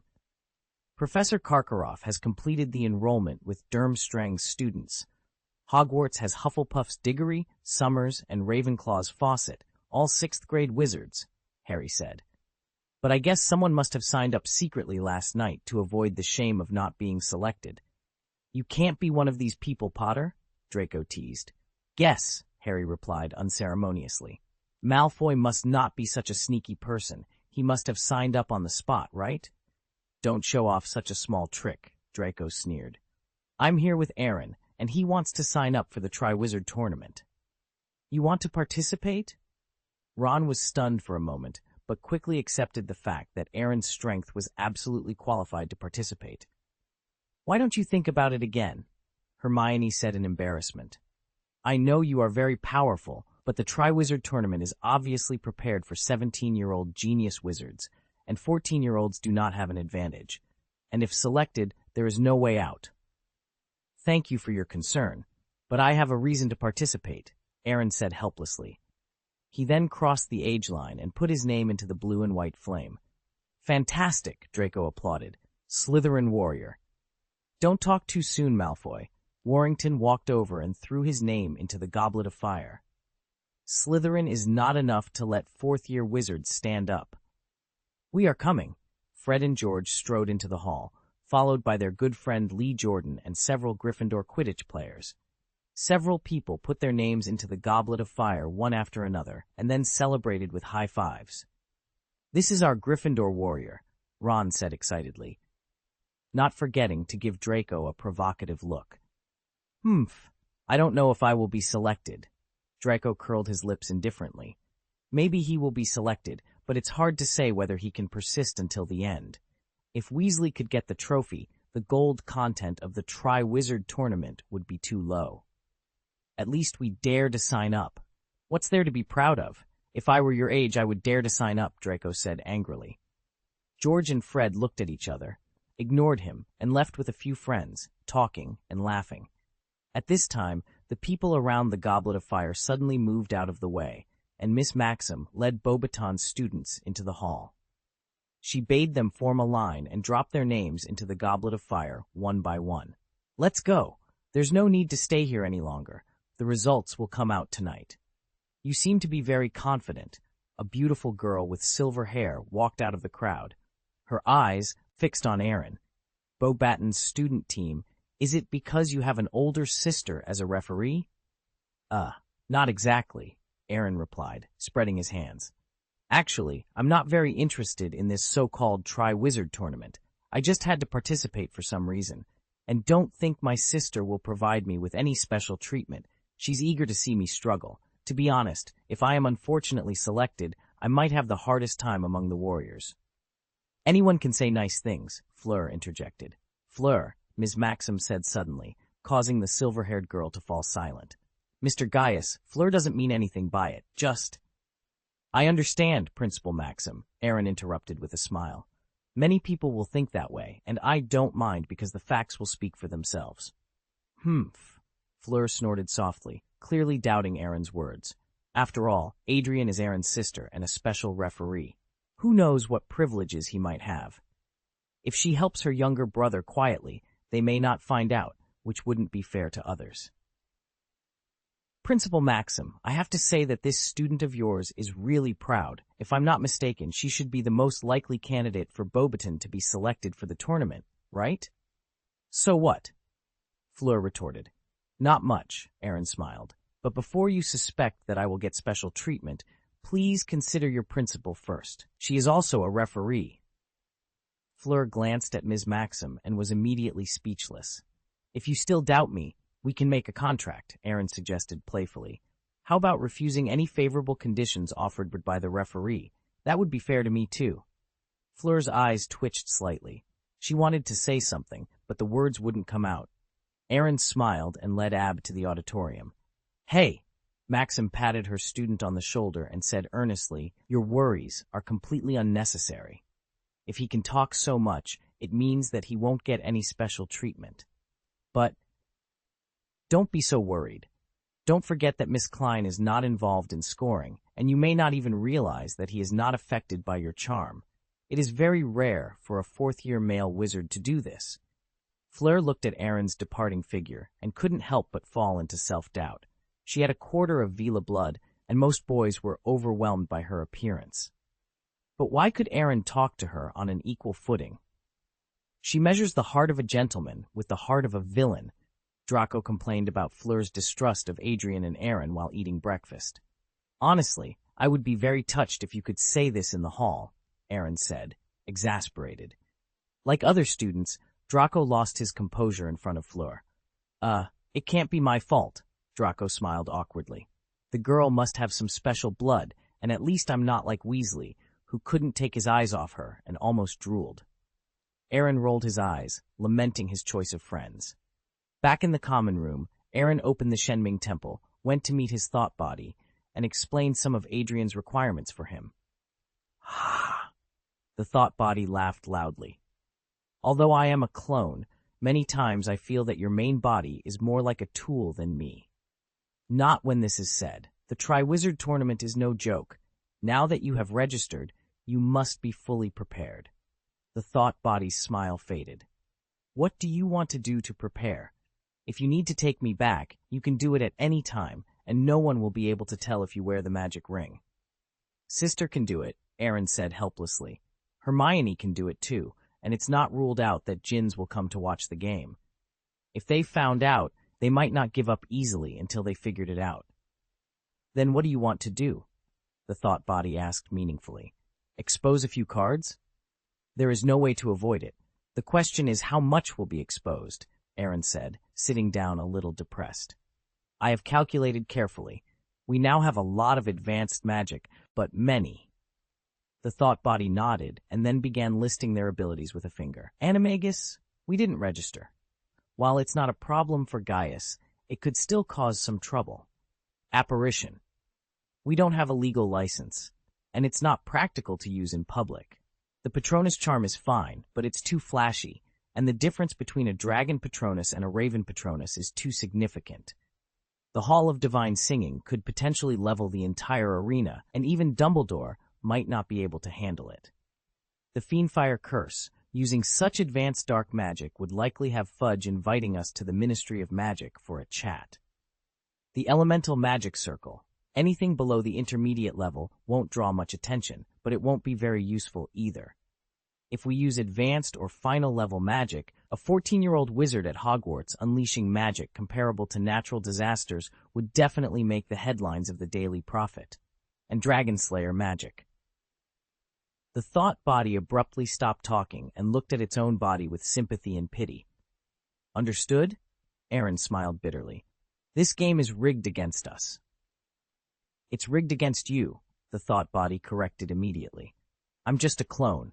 If something happens in the arena, the consequences will be disastrous. Okay, this game is incredibly unfair to me. The restrictions are overwhelming. Even if I don't use these abilities, with the level of a junior magister, I'm certain to outperform the other warriors. But you know Adrian's request. In a sense, the pressure I have to face is the sum of what everyone else faces. Elder Sister wants to use the Triwizard Tournament to test our strength, the thought body pondered. I don't know what her purpose is, but we must not let her succeed. Otherwise, we won't be able to survive. That's why I came here to discuss with you. It's impossible not to expose something, but you need to make a list and prioritize. Even if we have to reveal some of our abilities, we should only expose those with minimal impact. The rest should remain hidden unless absolutely necessary. Understood. I'll do my best to get it right, Cece said seriously. But you also need to gather as much game information as possible so that I can sort it out more conveniently. Chapter 357, An Unexpected Contestant. On the eve of Halloween, the Great Hall was abuzz with anticipation. The Goblet of Fire, now moved to the front of the hall, flickered with blue and white flames, drawing the eyes of every student. The 24-hour registration period was nearing its end, and everyone was eager to see who would be chosen as the champions for the Triwizard Tournament. After a sumptuous feast, Dumbledore rose from his seat. Now, the moment we've all been waiting for. The selection of the champions, he announced, drawing his wand. With a wave, the pumpkin lanterns and torches extinguished, leaving only the Goblet of Fire's blue-white flames illuminating the hall. Suddenly, the flames turned red, and a charred piece of parchment shot out, landing in Dumbledore's hand. The hall fell silent, every eye on the parchment, waiting for the first name to be called. Durmstrang's champion, Victor Krum, Dumbledore read aloud. The hall erupted in applause and cheers. It was no surprise that Krum, the famous Quidditch player, was chosen. The Durmstrang students were ecstatic, and their headmaster, Karkaroff, looked particularly pleased. Krum stood, shook hands with Dumbledore, and made his way to the door behind the staff table. Moments later, the flames turned red again, and another piece of parchment flew out. The champion of Beauxbaton, Fleur Delacour, Dumbledore announced. The Beauxbaton students cheered as the silver-haired Fleur gracefully stood, nodded to Dumbledore, and entered the next room. The third parchment soon followed. Cedric Diggory, Hogwarts champion, Dumbledore declared. The Hufflepuff table erupted in deafening cheers. Cedric, smiling shyly, walked into the next room amidst the applause of his housemates and many other Hogwarts students. "How could it be Hufflepuff?" Draco Malfoy muttered, looking displeased. "Only Slytherin can represent Hogwarts." As if in response, the Goblet of Fire flared red once more. All eyes turned to the falling piece of parchment, even the two visiting headmasters, Madame Maxime and Karkaroff. The fourth champion was about to be revealed. Dumbledore caught the parchment and read the name aloud, a smile playing on his lips. Hogwarts second champion, Aaron Gaius. Aaron sighed, instructing Draco to take Abe back to the common room. He then walked up to Dumbledore, feeling the weight of hundreds of envious and jealous eyes on him. "I knew it would be you, Mr. Gaius," Dumbledore said, patting Aaron on the shoulder. "I look forward to your performance." Aaron forced a smile and glanced at Adrian at the teacher's table. She was smiling, and Aaron couldn't help but feel a mix of frustration and admiration. His sister had orchestrated this without a hint of guilt. "Mr. Gaius, the other champions are waiting for you in the next room," Dumbledore reminded him. Aaron nodded and took a step forward, but the goblet of fire flared red once more. Another piece of parchment flew out, and Dumbledore caught it instinctively. Aaron leaned over to see the name, feeling a strange sense of relief. "A fifth champion?" he thought. "Who could it be?" The hall buzzed with speculation. "Is there going to be a sixth?" someone whispered. The unexpected turn of events left everyone in suspense, eager to see what would happen next. The auditorium buzzed with whispers as many people tiptoed to get a better look at Dumbledore. Madame Maxime and Karkaroff exchanged curious glances. With Hogwarts already having 2 participants, they were anxious to see if the 5th name would be from their schools. "Harry Potter," Dumbledore announced. Harry, seated at the Gryffindor table, was stunned. His mind buzzed with confusion. He hadn't put his name into the Goblet of Fire. Although he had fantasized about signing up and achieving eternal glory, fear now gripped him.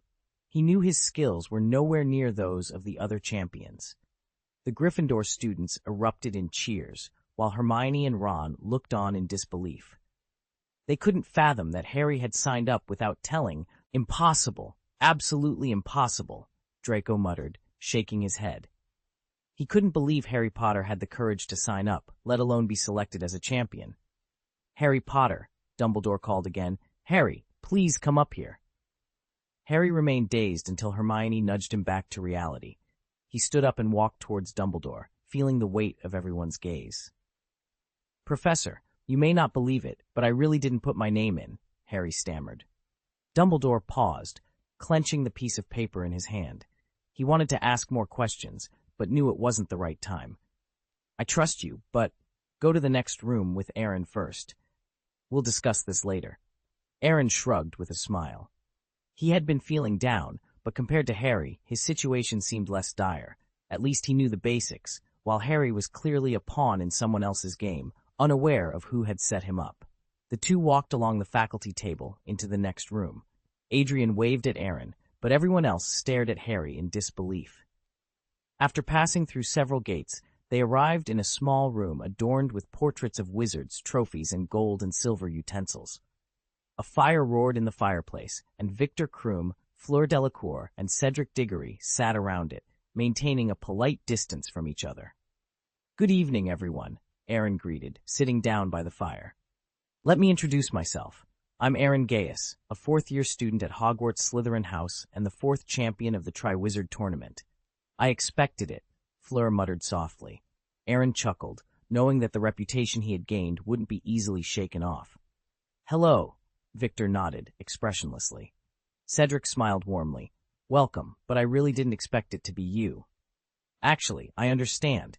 To many, I'm just an excellent 4th-year wizard," Aaron said, then added with a grin. "But after this competition, I think their impression of me will change." "Who is this?" Fleur asked, glancing disdainfully at Harry, who stood awkwardly to the side. "Harry," Cedric exclaimed in surprise. "Why are you here?" Aaron pulled Harry forward. "Allow me to introduce Harry Potter, a 4th-year student at Hogwarts Gryffindor House and the 5th champion of the tournament." Fleur and Krum glanced at the scar on Harry's forehead, their expressions turning serious. While they didn't care much for Harry Potter's fame, they couldn't ignore the fact that a 14-year-old wizard had been chosen as a champion. Harry stood there awkwardly, hesitant to speak, not knowing how to explain. After about 10 minutes, a burst of hurried footsteps echoed through the hall. 6 referees led by Dumbledore, Professor McGonagall, Professor Moody, and Professor Snape all walked in. "Miss Maxime," Fleur frowned slightly, "aren't there any other warriors?" Madame Maxime knew that Fleur was asking if there was anyone else from Beauxbaton, but she could only shake her head regretfully. After Harry Potter's name came out, the Goblet of Fire didn't move at all. It's somewhat unfair to us, Karkaroff said coldly.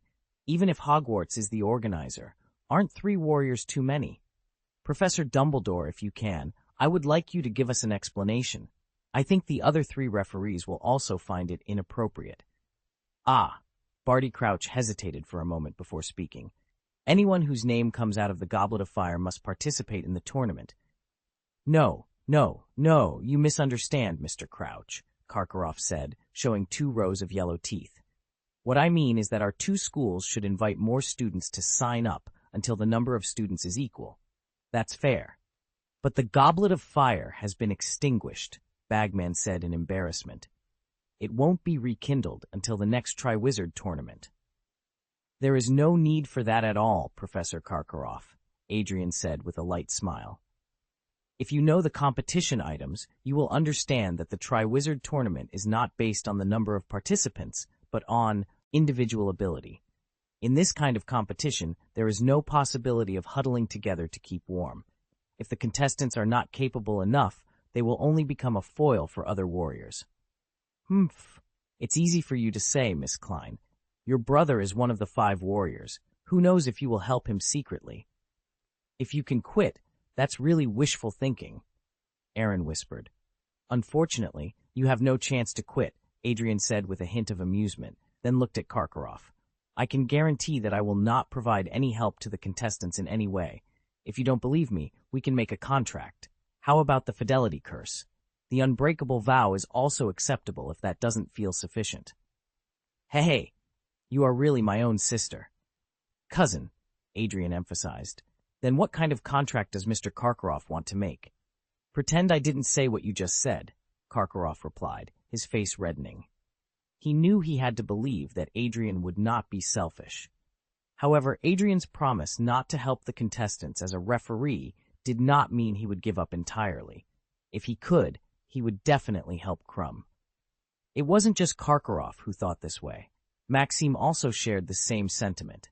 After all, it was about the honor of their schools. It was only natural for the 2 principals to help their contestants as much as conditions permitted. Chapter 358, Pre-Match Guidance. He really perseveres. Is there any issue with the number of participants? Bagman asked, looking at Maxim and Karkaroff. The 2 principals exchanged glances and nodded silently. Then there's another question, Dumbledore said, turning his serious gaze to Harry Potter. Harry, did you really not put your name into the Goblet of Fire? No, sir, Harry replied sadly. Obviously, someone signed up for him. Aaron offered a more reasonable explanation. Someone wanted him to participate in the competition. It was premeditated. But I don't want to participate, Harry said, on the verge of tears. Don't want to participate? Why not? Fleur couldn't help but ask. Participating in the competition is the dream of many. It brings glory to the school, and there's a prize of 1,000 galleons. Not everyone values honor that highly, and most 4th-year wizards aren't capable of handling these competitions. But that's not the point, Aaron said, waving his hand dismissively and smiling. I've been at Hogwarts for a few years and discovered 2 very special curses. One is that the Defense Against the Dark Arts professor leaves the job for various reasons after less than a year. The other is that something always happens around Halloween, a troll in the 1st year, a basilisk in the 2nd, and Sirius Black, the escaped prisoner, in the 3rd. A few days ago, I was wondering what would happen this year, and it turns out someone who didn't want to participate in the Triwizard tournament ended up being chosen. Thank you, Mr. Gaius, Dumbledore said with a dark expression, feeling somewhat embarrassed that the other 2 principals were aware of these peculiarities. But even if someone entered Mr. Potter's name, the Goblet of Fire might not necessarily choose him. Maxim argued. The Confundus charm, Moody interjected. A very powerful Confundus charm, otherwise it wouldn't be able to fool a powerful magical object like the Goblet of Fire. Your idea seems quite reasonable, Mad-Eye, Karkaroff said coldly. But I think it might be Mr. Potter who wants to use this method to mislead our Durmstrang warriors. Think about it. Who would suspect an innocent victim? This way, the pressure on Mr. Potter to win the title might be significantly reduced. Hearing this, Harry's eyes widened in disbelief. How could Karkaroff think like that? How did he even become a principal? The important thing now is how to solve the problem, Dumbledore said, looking at Barty Crouch and the other referees. What are your opinions? The rules cannot be changed, Barty Crouch stated firmly. The choice of the Goblet of Fire must be respected and cannot be altered. Mr. Potter has no choice. He is a Triwizard Tournament champion from tonight. Perhaps there is a way to break the contract of the Goblet of Fire, but, Adrian said with a faint smile, the price is very high, and Mr. Potter would not be able to bear it. What price? Harry asked tentatively, a faint hope in his heart. Being baptized by the flames of the Goblet of Fire. Your body would be reduced to ashes, but your soul would remain. You could live at Hogwarts as a ghost. Forget about that. I'll just go, Harry said reluctantly. He had attended Nearly Headless Nick's Death Day party and knew how boring a ghost's life was. If someone asked him how he died, he would be too ashamed to say it. Then let's continue, Bagman said excitedly, rubbing his hands together. It's time to guide our warriors, right, Barty? Yes, guidance, Barty Crouch said, walking up to the 5 warriors. The first task tests your courage, but we won't tell you what it is. Daring to face the unknown is an important quality of a wizard. The first task will take place on November 24th, in front of the jury and other spectators. Warriors are not to ask for or accept any help from other teachers in completing their tasks. The only weapon they have is their wand. Wait, Aaron interrupted, frowning slightly. Mr. Gaius, do you have any questions? What I to ask is, can you only use your wand? Can't you use other weapons or something? Aaron asked, puzzled. As expected of my younger brother, Adrian praised. Let's put it this way. The only weapon everyone can bring into the arena is a wand. However, how you use it depends on your performance. So I understand, Aaron suddenly realized. Other weapons can be used, but they must be summoned by magic. That's exactly right, Barty Crouch continued. Only through the first task can we understand the situation of the second task. Due to the high demands and long duration of the competition, the participating warriors will not take the school year exams. That's the only good news I've heard these days, Aaron sighed. That's all I have to say, Barty concluded. Dumbledore looked at Crouch's dark circles with concern. Why don't you take a day off at Hogwarts before leaving? No, Dumbledore. I have to go back to the Ministry of Magic. It's very busy and difficult at the moment. I've put a new young guy in charge temporarily. He's enthusiastic, but overly so. Okay, then at least have a drink before leaving.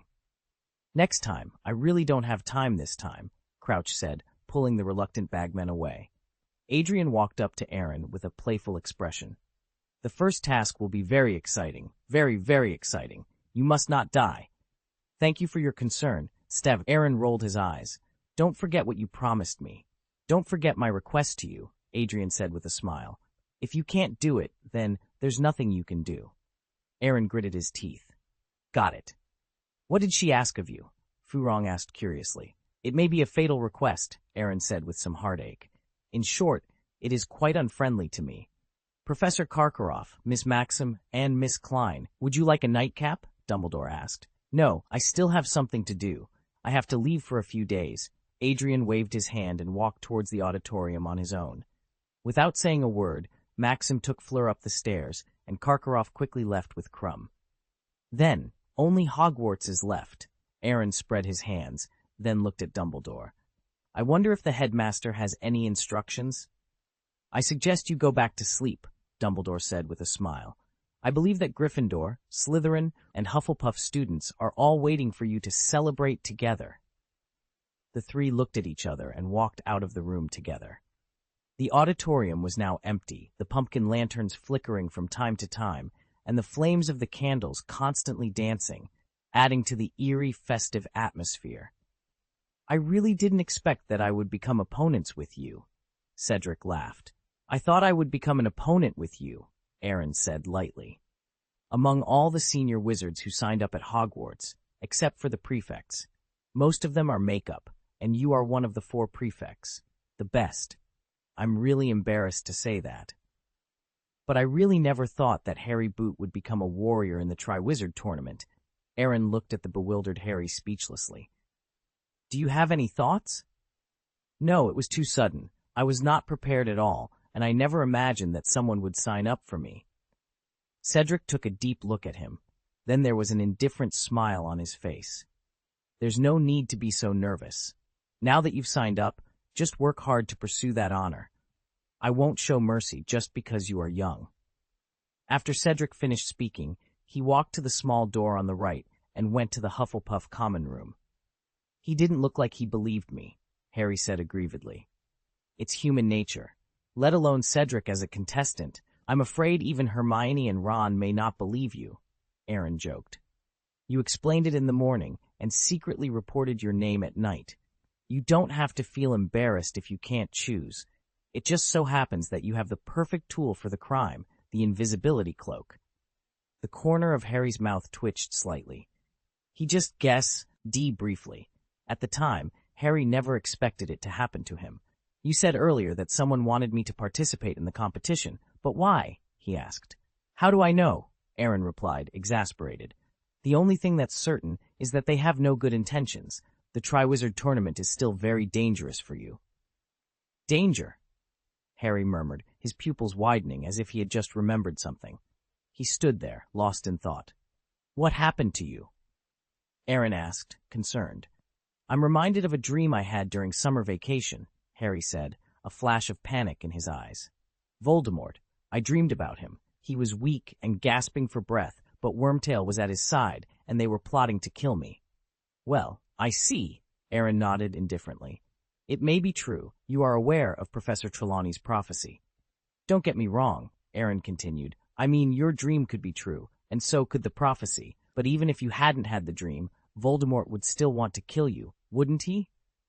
Harry paused, realizing the truth in Aaron's words.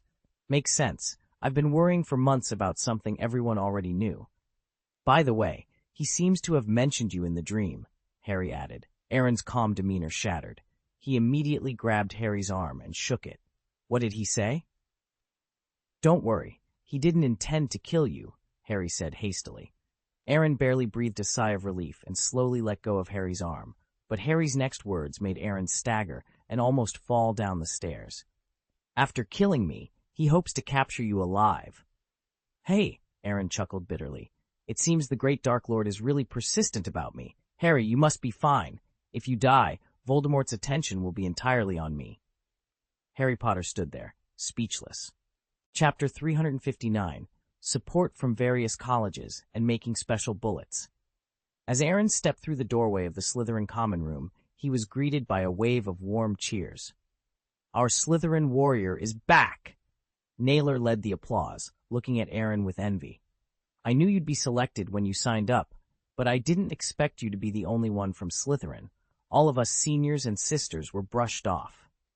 I didn't expect it either, Aaron shrugged modestly, then shifted the topic. But if I'm participating, I'm definitely more confident about winning for Slytherin than you. Absolutely, Draco chimed in.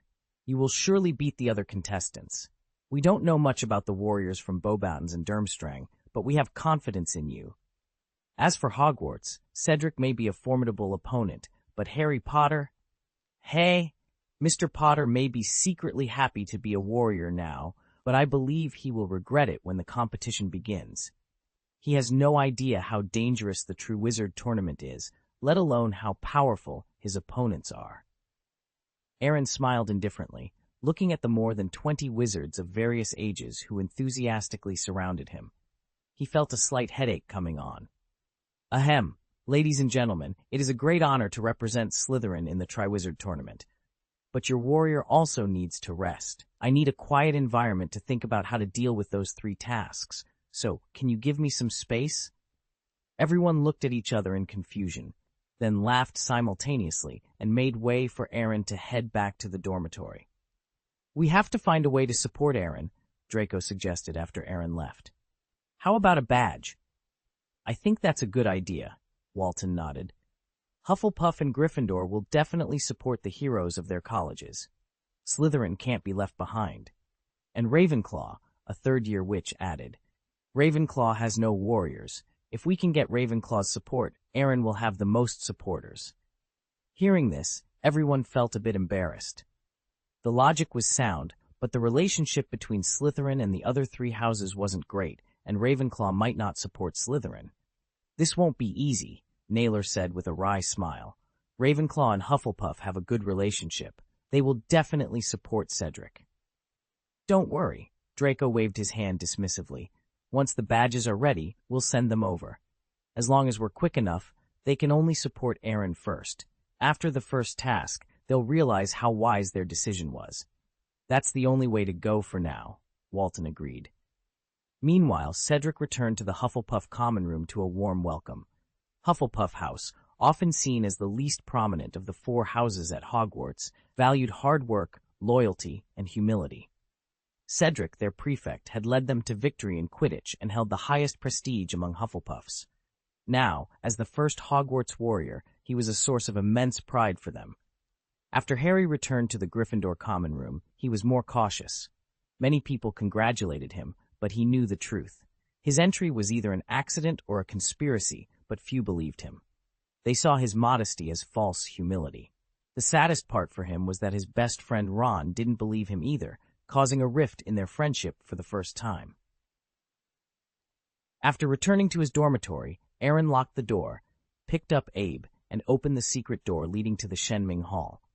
Passing through the long tunnel, he saw his missing body lying on the desk, writing. As I expected, it happened again on Halloween. Harry was chosen as the 5th warrior. Understood, the missing body replied, putting down the quill. The quill moved calmly across the parchment. But this has nothing to do with us for the time being, it wrote. It does matter, Aaron interjected, shaking his head. He transmitted his memory of the night's events to the thought body. Harry Potter can't die. If he does, we will become Voldemort's primary targets. He thought body, now understanding Harry's dream, grew serious. He patted his forehead and said, the pressure is already high, and now we have an extra burden. We still have some time. Have you thought about which abilities we can't reveal? Aaron asked. The first level depends on courage and the ability to deal with danger. If I guessed correctly, it probably involves fighting some kind of ferocious creature. Fried-tailed snails, the thought body suggested. It's possible, but it could also be something more dangerous, like a 3-headed dog, Aaron replied. The thought body nodded slightly and walked over to a blackboard. It listed all the magic he had mastered so far, magic that was beyond the capabilities of an ordinary 4th-year wizard. I've carefully calculated. First of all, my disillusionment charm must not be exposed unless your life is in danger.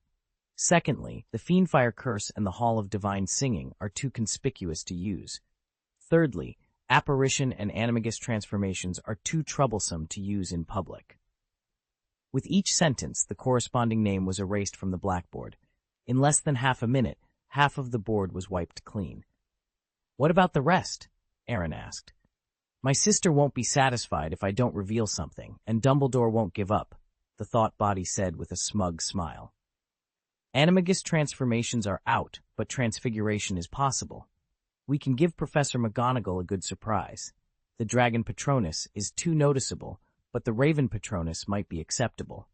The Elemental Magic Array can be used, but only for intermediate and low-level elemental magic. It can be cast instantly, but cannot be stacked with multiple magic arrays. High-level elemental magic can be used if necessary, but it will take more time and appear more draining. That's impressive, Aaron said with satisfaction. What about dragon-slaying magic? Try not to expose it, the thought body sighed. Our bodies already have the characteristics of fire dragon slayer wizards. Flames can't harm us, but accidents can happen on the field. Whether it will be exposed depends on the circumstances. The physique can be revealed, but dragon-slaying magic should be a last resort. The dragon-slaying mystery must not appear on the field. Aaron looked at the forbidden and weakened magic on the blackboard. After a moment of thought, he said, That's it. I understand. It's not over. The thought body pointed to the storage shelf beside it. There are still those. That's unnecessary, Aaron said, embarrassed. Even if we tie our hands and feet, it's not difficult to outshine the remaining 4. That's true, but don't forget that Adrian is among the referees. You know what kind of character our sister is. She has the face of an angel and the heart of a devil. It's not easy to hide something from her without showing something unexpected. Aaron's face darkened. Why is she a referee? Doesn't the Klein family have anything else to do? This only proves that Kelia values her younger sister more than us younger brothers, the thought body said, depressed. He then looked at the Bia on the shelf. Jins will definitely come to watch the game, which means the existence of the Bianhua cannot be hidden from her. We can make do with ordinary bullets using transfiguration, but just in case, we still need to prepare a few special bullets. Aaron swallowed, feeling that he was probably going to lose money again. What do you need? I remember there is a special material in the mall, the thought body began. Forget it, Aaron interrupted. I can't afford it. The nether crystal requires 100 magic points, and I only have a pitiful double digits right now, Aaron lamented. There are still 25 days before the game. It should be available in about a week, Sinianti replied. But that thing is to be added to the artifact. It's not easy to get a copy. Aaron said with some reluctance. I know, and I'm also reluctant. Sinianti spread his hands helplessly. But I don't need all of it. Just a small piece will suffice. Aaron was silent for a few seconds before asking, Are you sure about the enchantment? Sinianti smiled confidently. There is no problem with the basic enchantment. That's not enough. At least 3 enchantments are needed, Aaron insisted. Maybe it can be enchanted twice before the game, Sinianti pondered. But adding another material can make the bullet's power comparable to 3 enchantments. Aaron blinked, as if he understood what Sinianti was suggesting. He subconsciously looked at the white feather with a hint of reddish gold on the storage shelf. Thunderbird's tail feathers? It can only be that. The Thunderbird is an Emperor-level raptor with the power to change the sky. Its tail feathers contain Thunder-type magical power. Plus Sinianti trailed off. How many bullets can you make? Aaron asked. Sinianti raised 3 fingers. 3. It's best to use them sparingly. Understood, Aaron said, then looked at Abe thoughtfully, showing a flattering smile. Why don't you contribute 2 scales? Abe immediately folded his hands on his chest, took a few steps back in fear, and said weakly, Can I just contribute my saliva? The corners of Aaron's mouth twitched slightly, and he rolled his eyes. Saliva? Even Snape only discovered that the saliva of the Holy Dragon could be used as an aperitif, which had nothing to do with ammunition. But he was just making a small joke. He wouldn't let Abe shed even a drop of blood, let alone scales. Forget it. I didn't expect to count on you in the first place. Aaron patted Abe's dragon head. But I have a small task for you. Next time you see Dumbledore's phoenix, pluck a few feathers for me. It would be a shameful waste if you don't. Abe immediately became energetic, holding his head high. He had been unhappy with that bird for a long time, only fearing Dumbledore. Otherwise, he would have caught it and stewed it. Just pulling out a few feathers didn't make him feel guilty at all. Chapter 360. The Buddies Break Up. Hagrid's Spring Comes. If Dumbledore knew that his fox would suffer such bad luck, how would he feel? The missing body shook his head speechlessly and continued. The products of some powerful magical animals can increase the power of bullets. If you have time, you can go to Hagrid or directly to the Forbidden Forest to find special materials. Like unicorn feathers? Acromantula venom? Werewolf teeth? Aaron inquired. Those things may be useful for making other items, but the increase in bullet power is far inferior to that of the Thunderbird. It can only be said that it is better than nothing. So, we must target that phoenix, Aaron concluded. That's almost what it means, Sinianti said awkwardly. Let's get down to business. Besides the Bianhua, there's also the Nigia mask. It's inappropriate, Aaron frowned. After all, the competition is held in public. Summoning the ninja army in front of so many people would be too shocking. Just in case, the missing body said meaningfully. And Voldemort will make a comeback soon, so the power injected into Nigia's mask can't just be for decoration. Aaron nodded silently upon hearing this. The next day, early in the morning, Aaron took Abe to the auditorium for breakfast as usual. Since he was chosen as a Hogwarts warrior, the way others looked at him had changed significantly. Slytherins became more respectful, Gryffindors showed a little hostility, Hufflepuffs were unhappy and complained, and Ravenclaws seemed a little indifferent. Aaron didn't care about these changes at all. He continued to eat and drink as he always did, unaffected by others' opinions. This novelty wouldn't last long. Soon, everyone would get used to it, and things would return to how they were before the Triwizard Tournament started. Suddenly, a book was slapped down across from Aaron, and Hermione walked over with an embarrassed Harry. "If you want to talk about the House Elf Rights Promotion Association, please don't disturb me," Aaron sighed, then pointed to Ron Weasley 10 meters away. "Your treasurer is over there." "It's nothing to do with Spew," Hermione explained. Harry and Ron broke up. "Oh." Aaron became interested. "Tell me."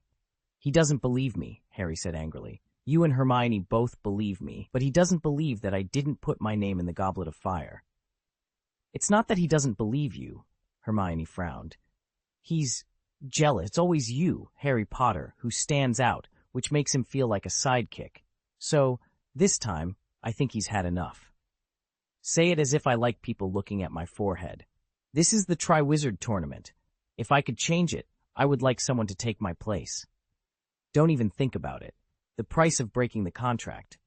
Hermione began. "I know, your sister said it. I don't want to experience the burning flames." Harry sat down angrily. "But he should believe me." "So, why are you looking for me?" Aaron asked, puzzled. "I've been tormented enough by the misunderstanding between the two of them. Do you have any way to resolve the misunderstanding?" Hermione asked. "Yes, it's very simple," Aaron smiled meaningfully.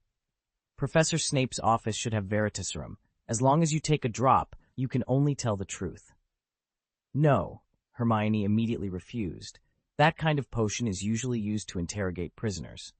"Then sign a contract to prove that you are absolutely not lying." Harry looked embarrassed. "There's no need to make such a fuss." "Then there's nothing I can do to help you." Aaron spread his hands. "These two things can directly prove your innocence. If you don't want to, you can only leave it to time." "Then let it be time. The Cold War between good friends will naturally disappear after a period of time. There is one more thing. We plan to send a letter to Sirius, telling him about the Triwizard Tournament, and that Harry's name was selected by the Goblet of Fire. It may be related to the recent events," Hermione said, "conspiracy of the mysterious man." "Stop," Aaron interrupted hastily. "I'm tired enough. Don't tell me about this kind of thing." "But in Harry's dream, you were also being followed by a mysterious person," Hermione said anxiously. "Ha!" Aaron sneered. "Why am I being targeted by him? Do you need me to help you recall memories?" Hermione was speechless for a moment. It all started with their first detention. After that, Aaron had dealt with Voldemort several times, and every time he was inextricably linked with the three of them. "I just wanted to go to school in peace and stability, but it seems that many things have backfired." "Sorry," Hermione bit her lip. "It doesn't matter. If you are targeted, you will be targeted. As long as Harry hasn't hung up, I will be safe," Aaron said, pretending to be relaxed. "But the premise is that I won't be full and find trouble for nothing. You can come to me for other matters, and I will try my best to help. But Voldemort, I really don't want to get involved anymore. I have been implicated by you not once or twice." Hermione and Harry looked at each other, feeling inexplicably guilty and ashamed. After leaving the auditorium, Aaron went to Hagrid's cabin. After all, Hagrid had been a forestry guard for so many years, and he definitely had a lot of stock in his hand. If there were products of magical animals, Aaron didn't mind buying a batch from Hagrid. 20 or so snails were walking on the lawn, and after only 2 months, they had grown tenfold in size, each one close to a meter. They had developed a layer of thick and shiny off-white armor, resembling a cross between giant scorpions and crabs. They were extremely powerful and difficult to control. Suppressing the disgust in his heart, Aaron walked around the snails and knocked on the door of the hut. "Hagrid, are you there?" "The door is open." Hagrid's voice came from inside the house. Aaron pushed open the door and walked in, but the next moment his eyes widened involuntarily. Hagrid was wearing a brown suit with a patterned tie, and his hair was smoother than usual. The slightly pungent smell penetrated Aaron's nostrils, and he couldn't help but sneeze. "What kind of perfume are you wearing?" "It's cologne, and I put a little too much on." "A little too much? You poured it on the opposite side of the bottle," Aaron said, speechless. "Wait, what's going on with you? I never saw you so formal when Fudge and Dumbledore came." "That's not important," Hagrid stammered. Aaron thought for a moment, and a hint of playfulness appeared at the corner of his mouth. "You must not be dressing up so solemnly for men. A woman, and a woman you find beautiful. In today's Hogwarts, there is only one eligible." "Don't say it," Hagrid said, staring. Aaron nodded, but noticed that the blush on Hagrid's face still couldn't be suppressed.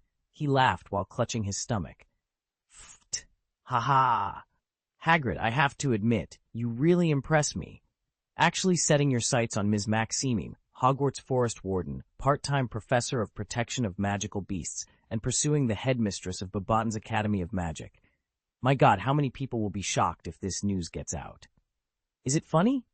Aaron suppressed the smile on his face. "I personally support you, but I'm afraid your success rate isn't high with your appearance." "This is also my first time," Hagrid said shyly. "Bobaton's carriage is less than 200 meters away from here. I just want to try my best to behave better."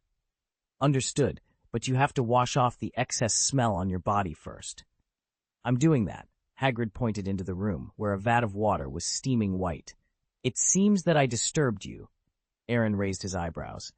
"How about I come back next time? If something happens, it's better to deal with it earlier." Hagrid rolled his eyes, then buried his head in the bucket of water, raising it after more than 10 seconds. Aaron couldn't stand it anymore. He took out his wand and waved it at Hagrid, his wet hair drying instantly. Hagrid's hair and beard dried instantly. "Thank you," he said. "By the way, congratulations on becoming a champion of the Triwizard Tournament." "Don't make fun of me," Aaron replied, sounding dejected. "If it weren't for my sister, I wouldn't have participated in the Triwizard Tournament at all. You have no idea how difficult it is for me to meet her expectations in these competitions." "What did you say?" Hagrid asked, puzzled. "Nothing." Aaron quickly dismissed. "I came to ask if you have any magical animal products. Feathers, scales, blood, teeth, or even bones?" Hagrid hesitated for a long moment, his tone becoming serious. "Why do you need these things?" Aaron could hardly contain his excitement. "So, you do have them. Can you answer my question first?" Hagrid insisted. "I need to know why you want them. I consider those animals my best friends, and I have to understand your intentions." Aaron sighed, realizing he had no choice but to explain. "All right, but you have to promise to keep it a secret. You can't tell anyone, not even Dumbledore." "I promise not to tell," Hagrid said earnestly. Aaron chuckled, doubting Hagrid's ability to keep a secret. If it weren't for the fact that the existence of the other shore flower would eventually be revealed, he wouldn't have told Hagrid at all. "It's for the Triwizard Tournament," Aaron said, mixing truth with deception. "My ancestors passed down a powerful magical item, but to enhance its power, I need products from magical animals." "If that's the reason, I can give you some," Hagrid said after a moment of contemplation. He then moved to retrieve a dusty box.